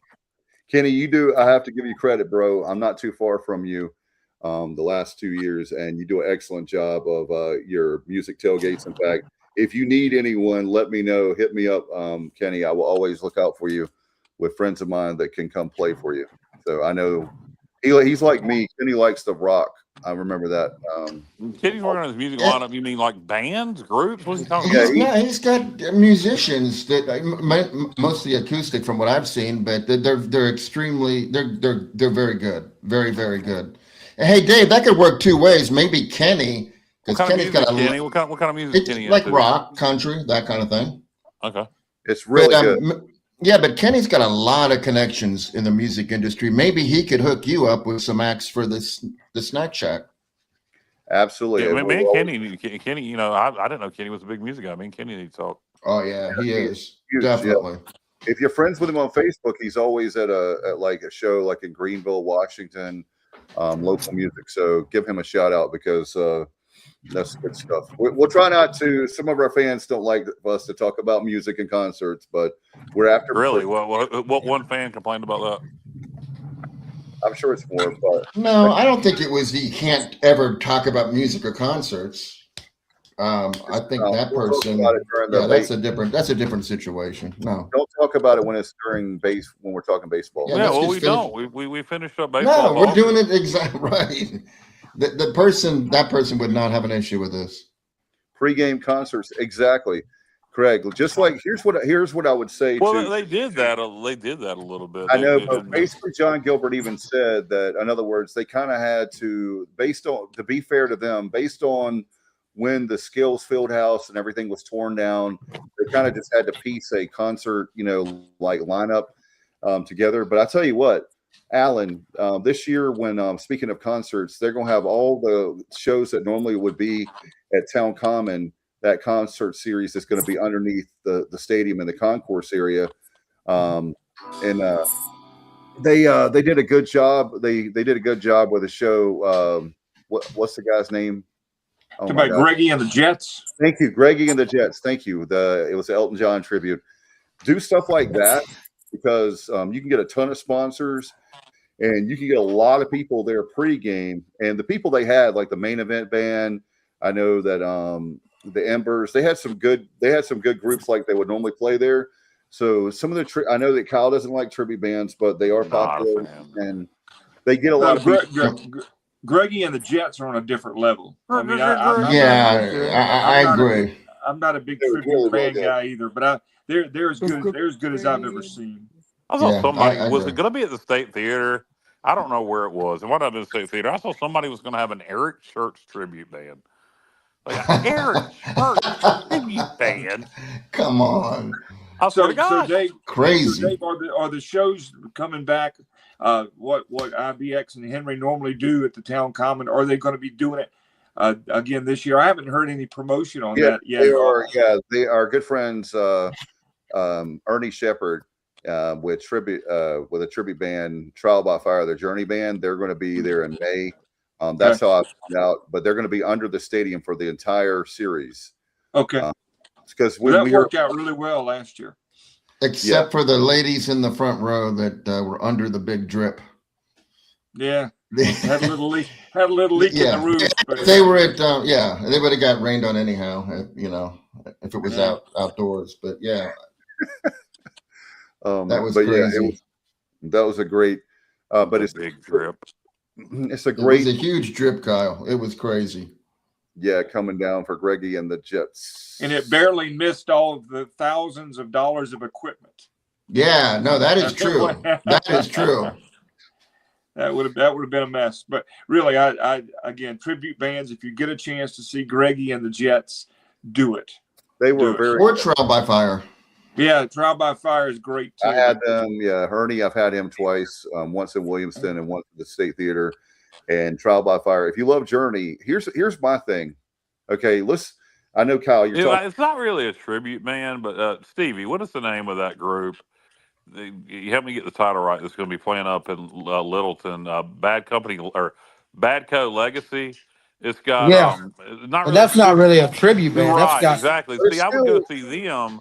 That's got two former members, now not the original lineup, but they were members of Leonard Skinner, of Bad Company. That would make sense. The former lead singer of Bad Company, like around 95, and then a guitar player from Bad Company, what was it, 86 through 95? He was with them, Stevie. Yeah. Okay. So you got two former members, and then some other guys. It's called Badco Legacy. I would go see them. That's somebody that they should look for, to do a pre-game concert at ECU or the Town Common Series under the stadium. Wins giving us $5. A Kid Rock pregame with Big Flyover. Kid Rock puts on a good show. He puts on a Kid Rock pregame. We're going to spend a lot of money. Yeah, that's what I'm thinking. I'm not sure that's in the budget. You know who I'd settle for? Hey, say it with me, kids. On 3. 1, 2, 3. Ward Davis. Oh boy! Hold on, let me get my bourbon. Hold on a minute. Let's see if I can drinking out of a fire hose over here.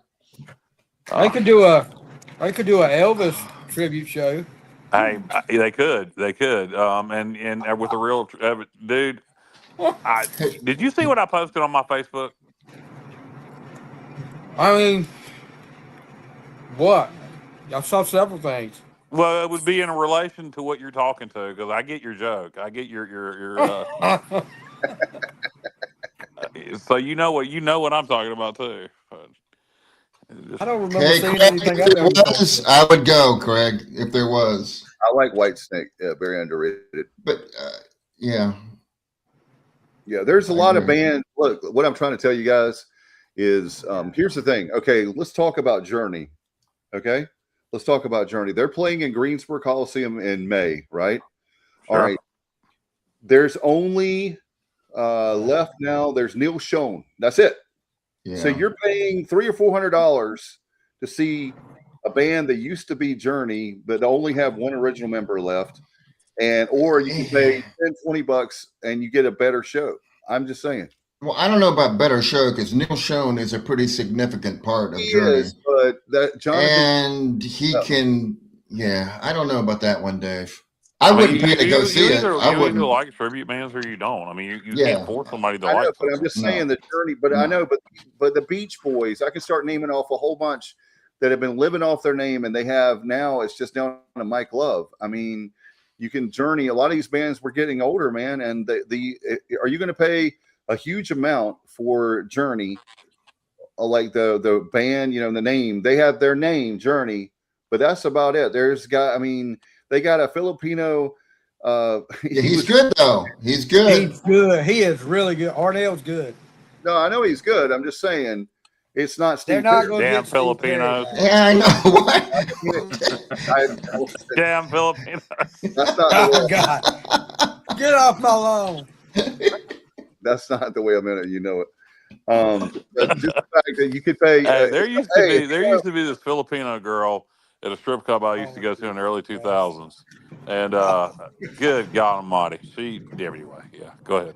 You want to pay $300-400 a ticket? That's fine. Never mind. For Journey, Not for the girl. go right ahead. I knew that was going. I'm not paying $300-400 for a Journey. Sorry, I've seen them like a Journey with the Filipino girl. Yeah, well, I was to say I haven't, Alan. But hey, Alan, that gives a new meaning to meet and greet, but the VIP package. But anyway.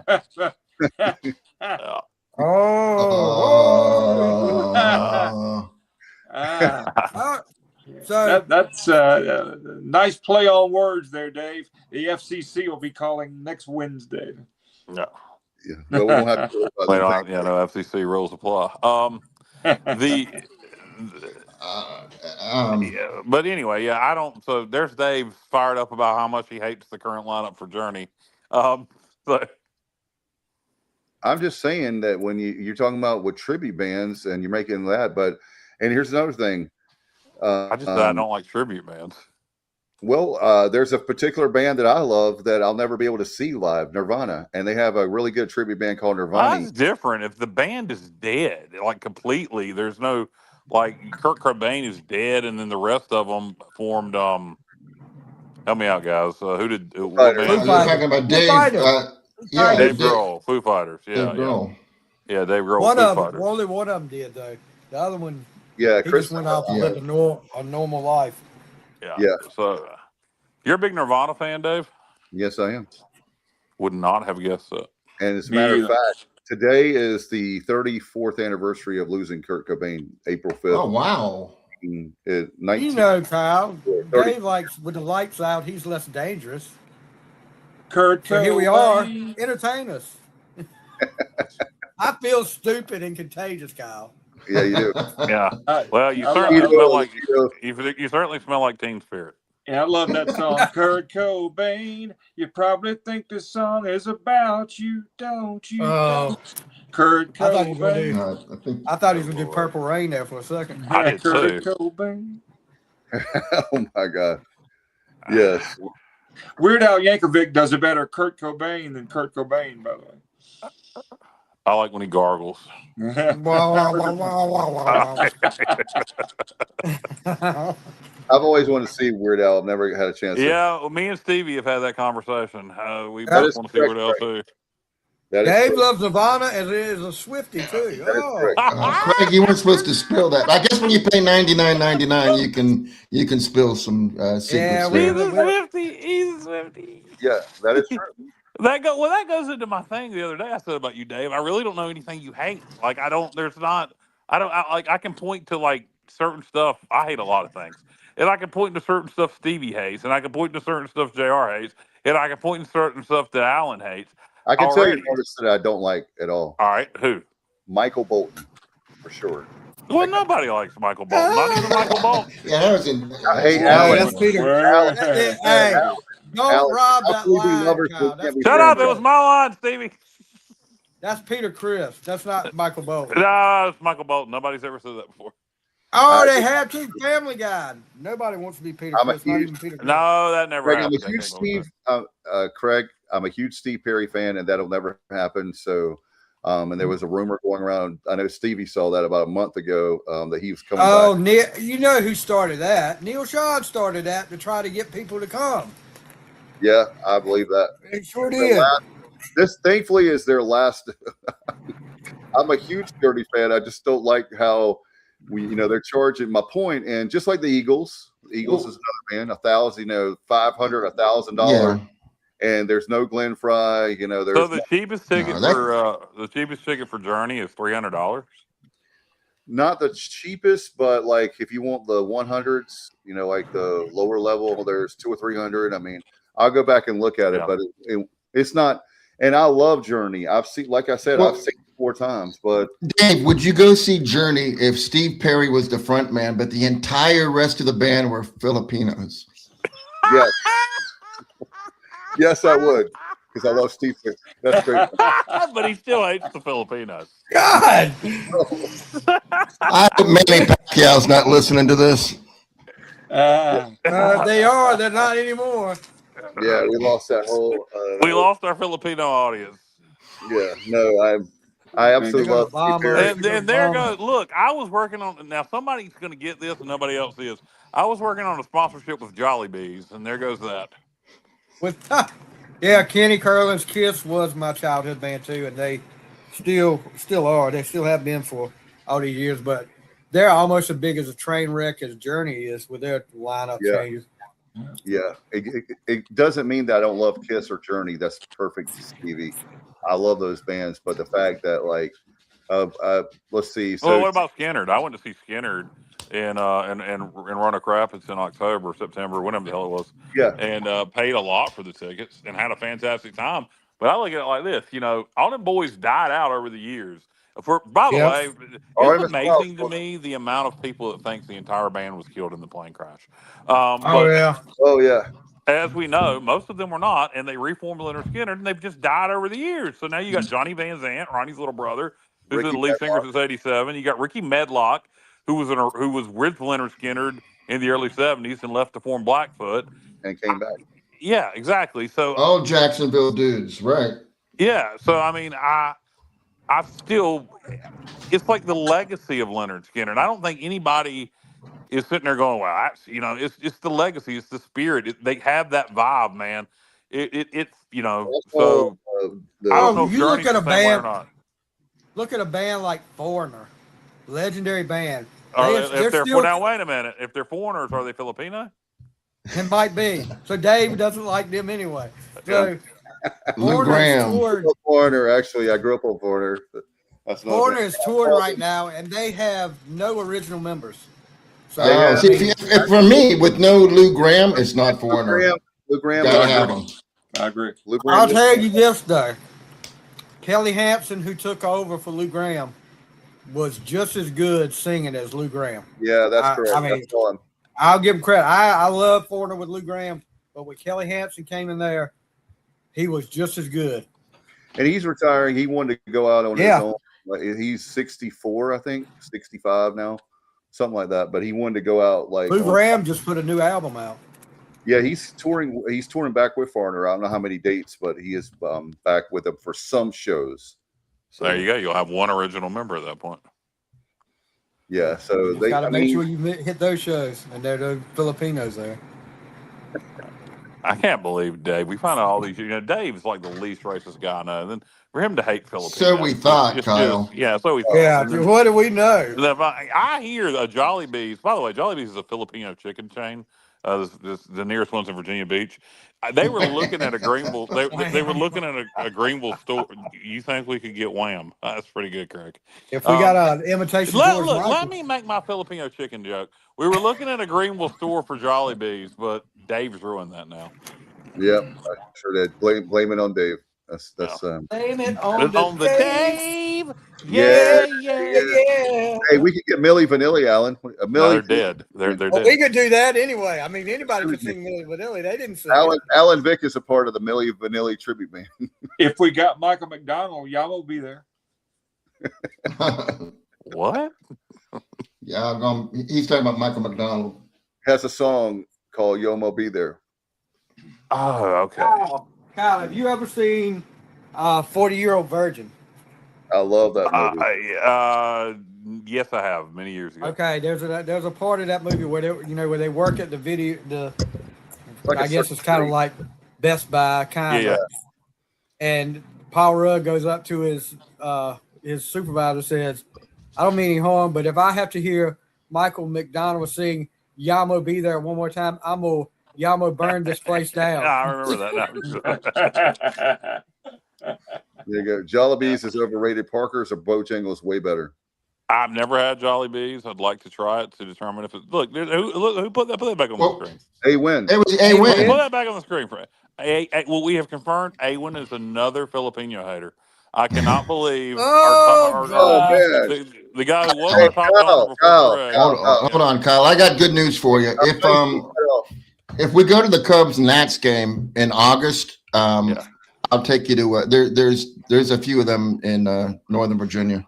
How are they, in your opinion, JR? How are they? Yeah. I've never been. Well, we're going to go to Jollibee's, so that'll be a big time. Yeah, and when I go there, there's going to be people picketing, I'm sure. Yeah, I mean, Dave will they not find enjoy, out you were there, Dave. Dave will not enjoy any spaghetti with hot dogs or Filipino fried chicken. Anyway. Yes, that's a real thing. Spaghetti with hot dogs at Jollibee's. Look it up. With Dave, there'll be no Filipino.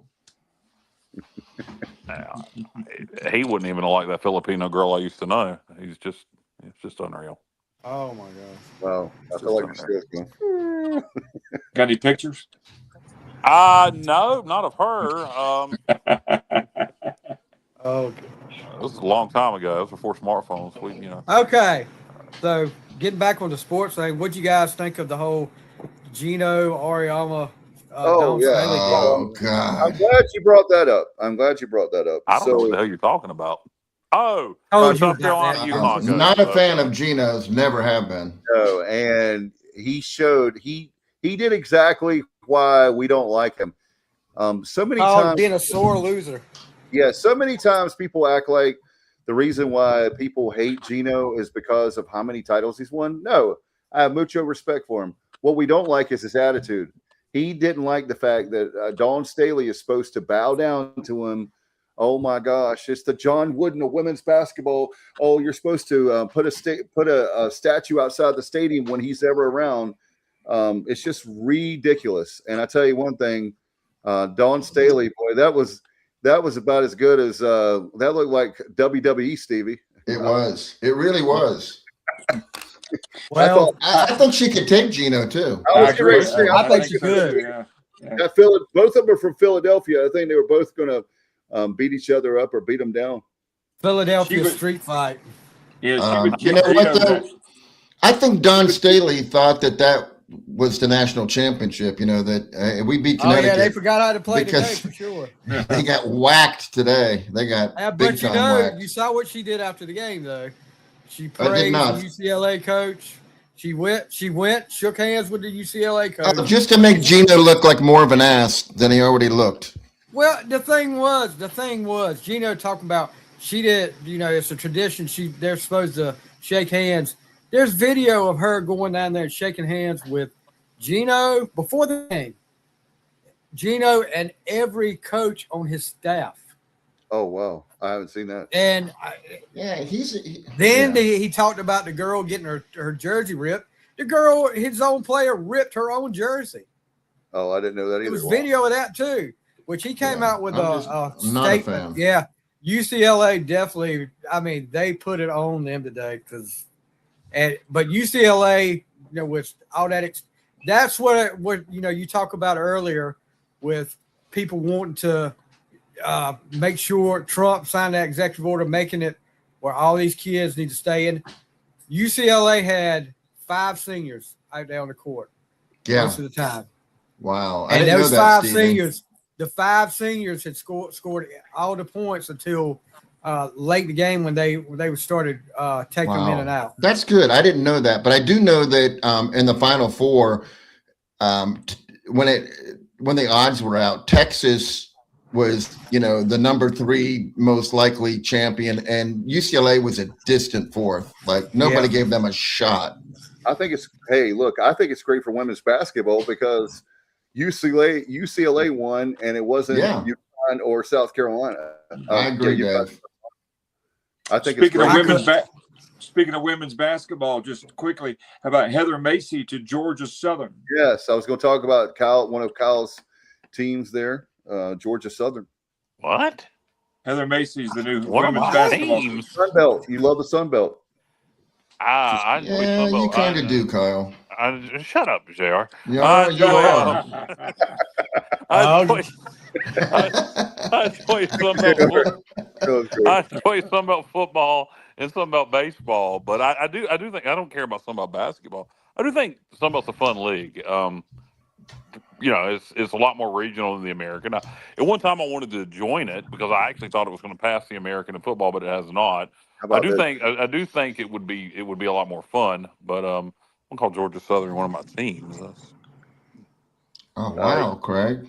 Craig, wow, so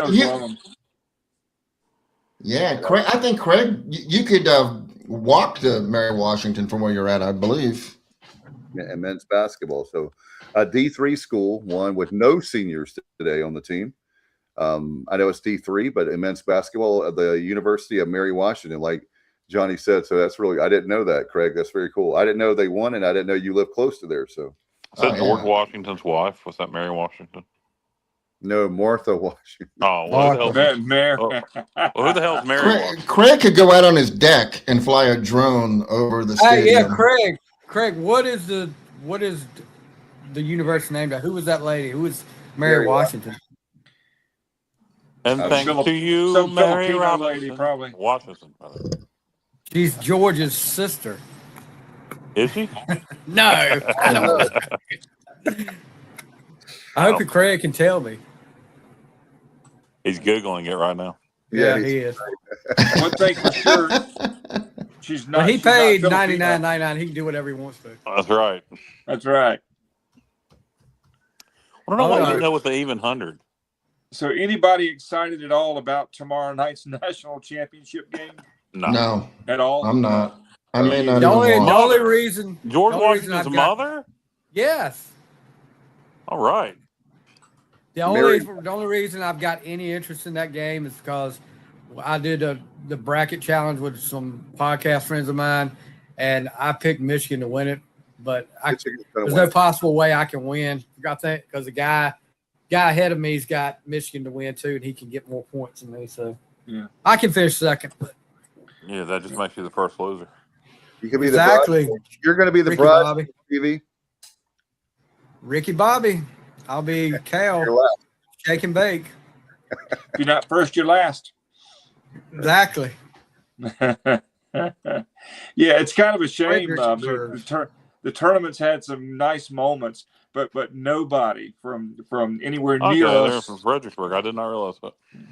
Nobody. He used to live in Richmond. That's why, Kyle. Yeah, probably. NCAA tournament. Nobody anywhere near us. Sniffing. Yeah. The Final Four. So, I'm going with Michigan all the way. Michigan's going to win it. I just don't. I know he's a great coach, but I just do not care for Danny Hurley. Not at all. I think he would be the 7th coach to have won at least 3 national championships. Yeah. Do y'all think? I mean, when you think of the names of people or the coaches that have won those national championships, you think he deserves to be in that? Bobby Knight. Bobby Knight. John Wooden. Well, if he wins, Stevie, these are not easy times to win a national championship. I mean, I would have to almost. Yeah, you got to give him all the credit in the world. Plus, against the spread, the dude is like 19-1, and that's important too. I'll tell you one thing. I'll tell you what they need to do is as soon as he starts barking, give him a technical, and when he barks again, give him another technical, and he'll stop doing the antics. Well, because if he gets 2, he's out of the game.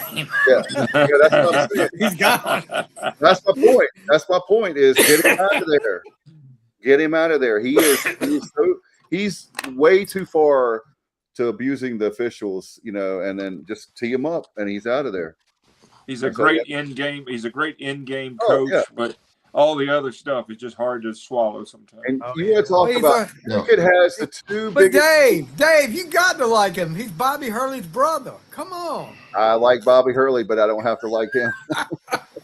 Hey, on the flip side, Dusty May seems like a really good dude, but I can't deal with the Fab Five. I can't stand him.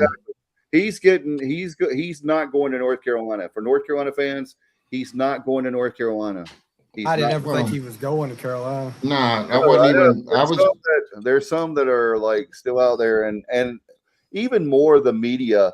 He's not leaving Michigan. He's not leaving Michigan. And I think Kyle said it. The one great thing about this whole Carolina coaching search, it's made a lot of coaches richer. Alan, are you trying to eat your camera? What the hell are you doing? I had to pick something up. I apologize. I thought you were sniffing it, like sniffing the lens to see. That's why I don't get on camera, because I'm looking that close the whole damn time. Your camera. You remember that? Sorry, I dropped something. I had to pick it up. That's literally why I don't get on camera, because I'm looking that close the whole time. And then there's the Alan, like, what are you doing? Craig just said, all the losers. Gosh, how would you pick them though? I mean, they would have to have. What was that? Hall of losers for the worst coaches and players of all time. I mean, Scotty Montgomery. Coaches I could see, but the players, you got a lot of guys that don't get to play. They would have a lot of people in. Yeah, the players really couldn't work, but coaches, yeah, Scotty Montgomery, Ellis Johnson. Ellis Johnson may be the worst coach in history. John Thompson. It is Josh. Hey, Josh. Since Josh is watching now, I want some self gratification here. When you we do were that on your own time, okay? I know. I knew something was coming. I didn't word that correctly. I don't think it was that shot I took of bourbon for the Ward Davis comment. I think it went to my head. I just heard shot, hit, self gratification. I knew it was coming. Josh will tell everybody out there. Hey, pipe down, Stevie. Josh out there when it was 9-4 Charlotte. I said we're winning this game. We are gonna win this game, and Josh will tell you that. I knew we were. Thing, and I got in the shower. And boom. He's sipping bourbon right now too, and he didn't even hear. Yeah, okay. Josh, Ward Davis. How about Ward Button? Oh yeah, Ward Button. Cat skid steer loader. See that? I wish I could have shot something through the window. Oh yeah. Why didn't you throw your helmet? Because that helmet would fit through the window. Oh, good old Ward. Good old. You talk about worst coaching of all time. How about the Westmore tenure at East Carolina? That didn't go very well. What, like 15 minutes? Maybe. Wow. I had a joke. I'm not going to say it. That's still the damnedest thing I've ever seen. Oh, the guy that we hired, the women's coach. Yeah, he was a coach for a half hour, literally. Yeah, it was quite strange. Yeah, I think the worst coaching, just because I'm very familiar with the program. Oh my God, I can't watch this without bourbon. A-Win. Wow. A-Win. You gave us money, but you gave us money to A-Win. What kind of bourbon, A-Win? Has any basketball tenure going well? How about speaking of worst coaches, Ricky Stokes? Yeah. Basketball. I'm going to go back again. I was trying to say earlier, Ellis Johnson at Southern Miss was as bad as I've ever seen. Was it 0-11? 0-12. 0-12, yeah. 0-12, taking over for Fedora, and had a ton of talent back, and they were just god awful. I couldn't believe that. Woodford Reserve bourbon. What is it now?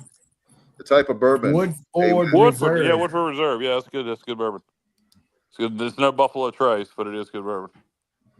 Buffalo. What about you, Alan? What kind of bourbon do you drink, Alan? Not early times. I used to drink a little early times. He's going to the bottom shelf there. Save your money. Nothing but the best, baby. Woodford is. I just get some. Woodford. Mad Dog 2020. I mean, I like Jim Beam. I think people make fun of Jim Beam. I think Jim Beam's a good cheap bourbon. I agree. George Dickel as well. Although George Dickel's not typically, it's not technically a bourbon. It's a whiskey, Tennessee whiskey. Yeah. But where would Rich Rodriguez fall? What? He's you can't know. He's Rich not Rodriguez in that. is a great coach. Yeah, he's not in that class.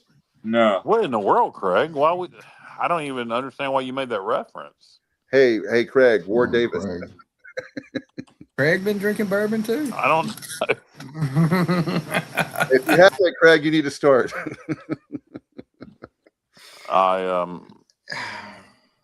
I didn't, until y'all brought it up and it became a thing, I didn't know I mentioned Ward Davis that often. So I mentioned him more than Cody Jenks. Well, you know what? He needs the promotion more. Oh, man. Craig says that you're a Boone's Farm guy. You go strawberry or apple, Kyle? What's your preference there? I get the new Mango Bango. Okay. Josh says he has a number of bottles of Maker's Mark that he refuses to open. That's probably a good idea. Why? It's a collector's item. He can't get the wax off the top.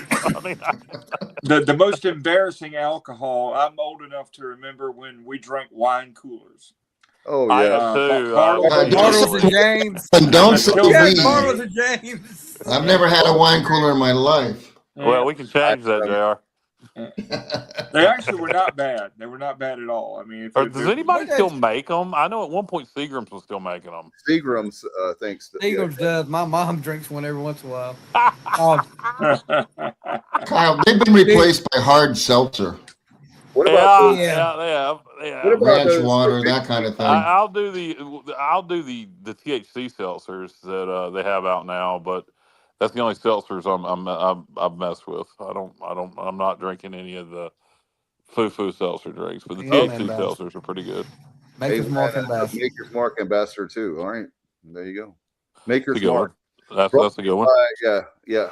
The official bourbon of the Sports Objective. If you like weeded bourbon, that's a good one. And I do. Same with Buffalo Trace. That's weeded too. Yes, Buffalo Trace is really good. It's smooth.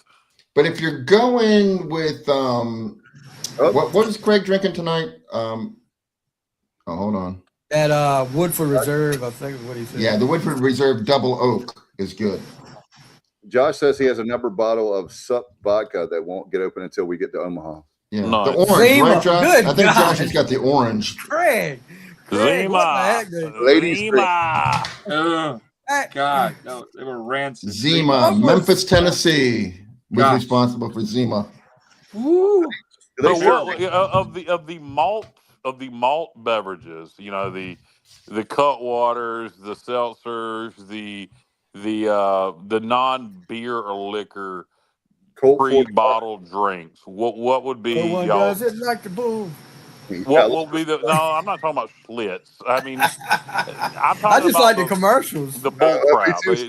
The foo drinks. What would be your favorite pre-packaged foo drink? I don't drink them, to be honest. You do, yeah. You won't down on a hot day. You won't down a Mike's Hard Lemonade or a.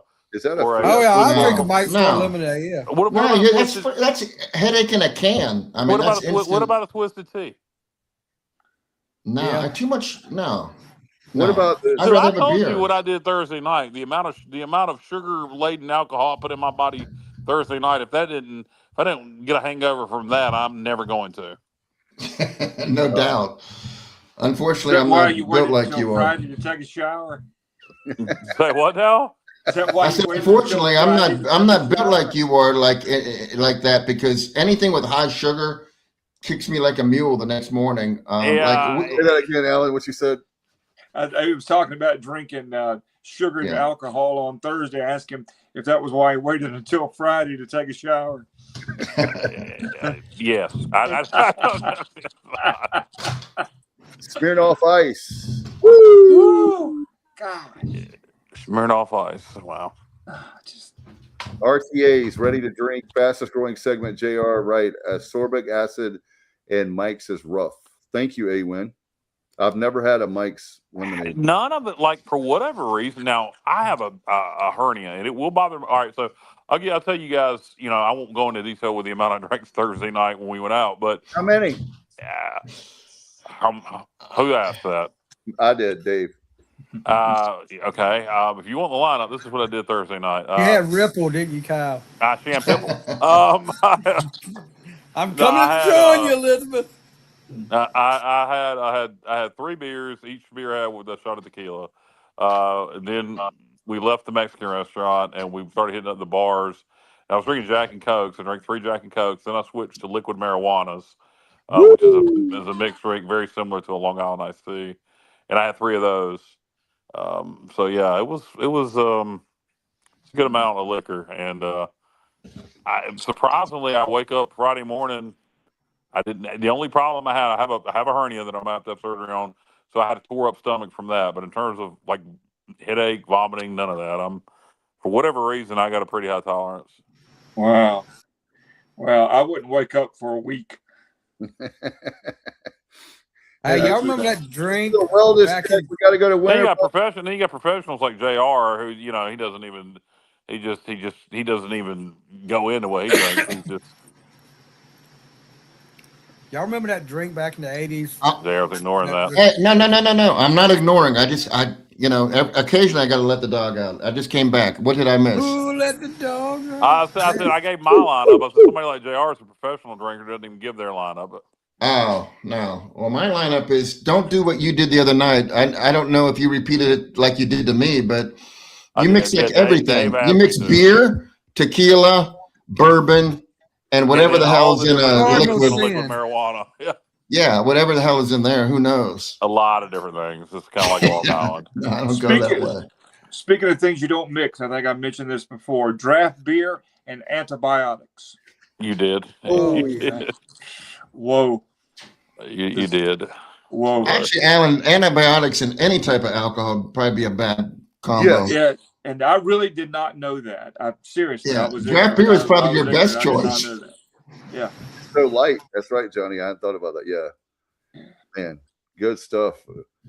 Stevie. Y'all remember that drink back in the 80s? Josh, don't let that stop. Josh, by the way, don't let that stop you just because you don't like her. That drink back in the 80s they called Cisco. Yeah. Oh my gosh. I never drank it, but I saw somebody drink. They said it was like cough syrup. I've had it one time. I had it one time when I was about 20. They were you know what I can't. You know what I can't stand, and I haven't had it in years. I don't know if anybody likes it. I can see JR maybe saying he likes it. He's either going to like it or hate it. Jaeger.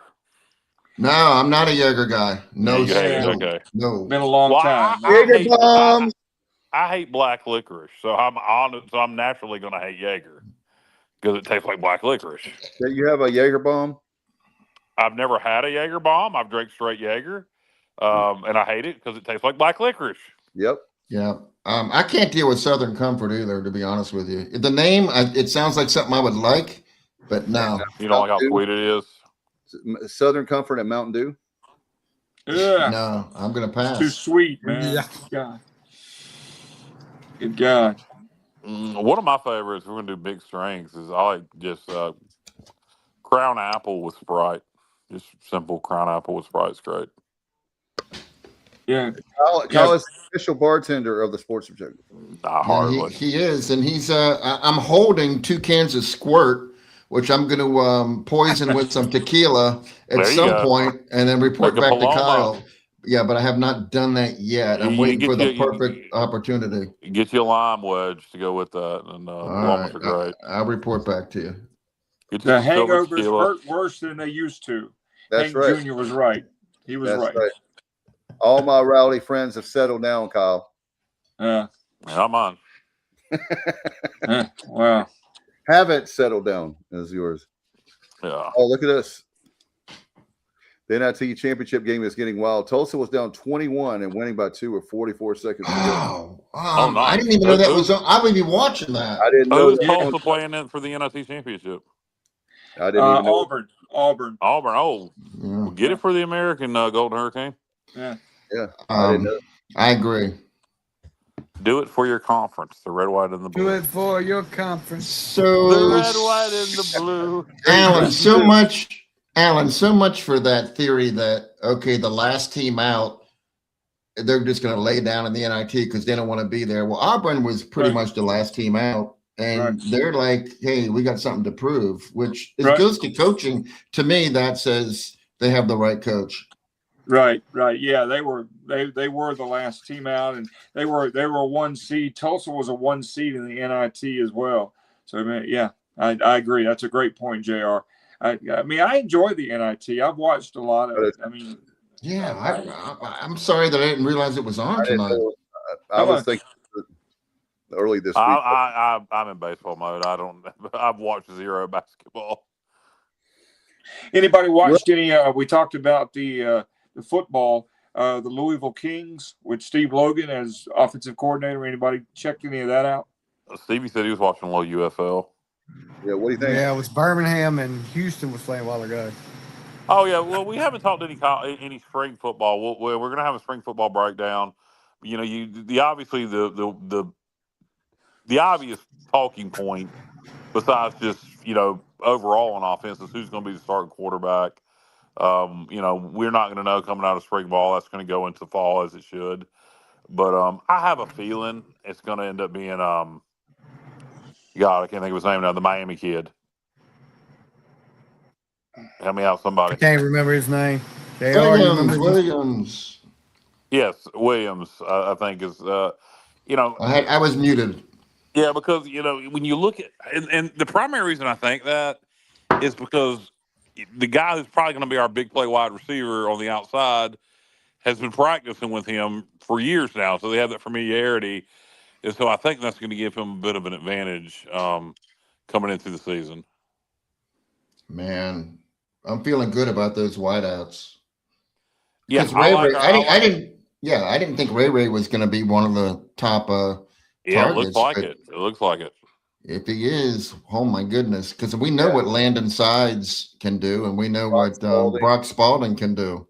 Yeah, we've heard. I've heard good things about Ray in practice. So wow. Yeah. Okay. That's awesome.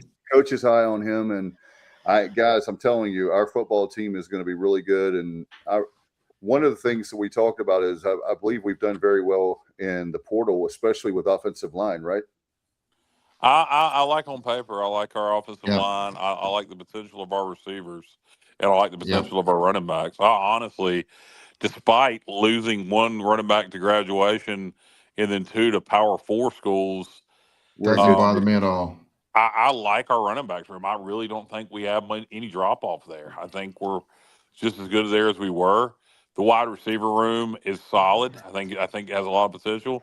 And I think on the O-line, we're still looking for depth. We offered a kid the other day that's still sitting in the portal.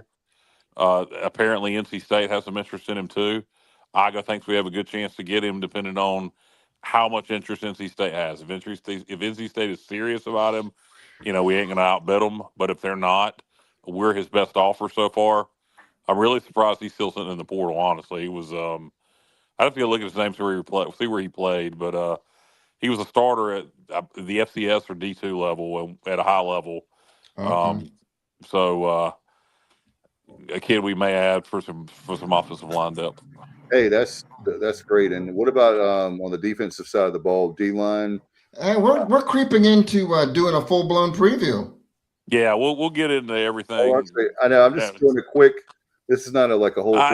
D-line, Coach really believes in the players he develops, and we're kind of where we were last year, where besides Carr and a couple other guys, the D line's kind of unknown. But I trust this coaching staff with D line development. I think we'll be fine. Overtime in the NIT.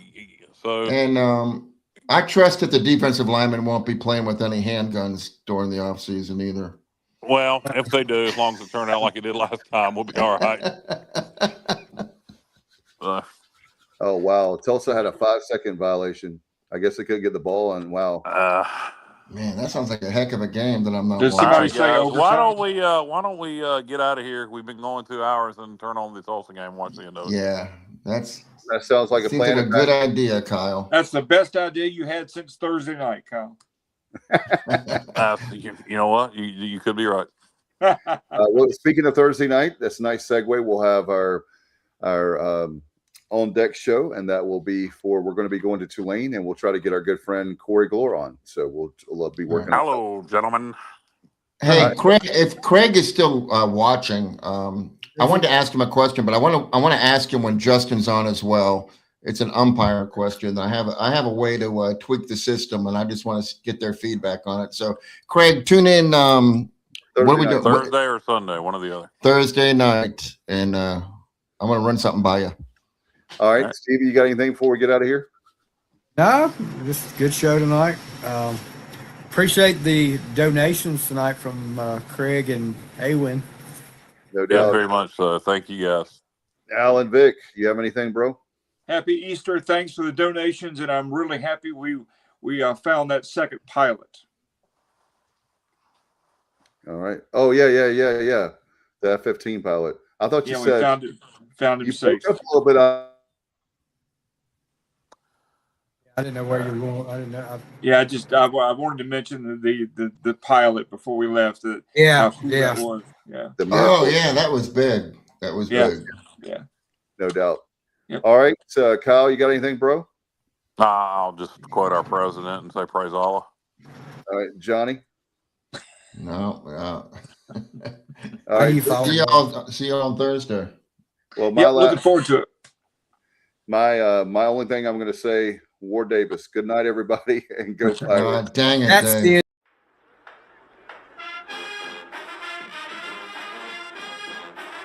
You're watching The Sports Objective, the podcast for Pirates.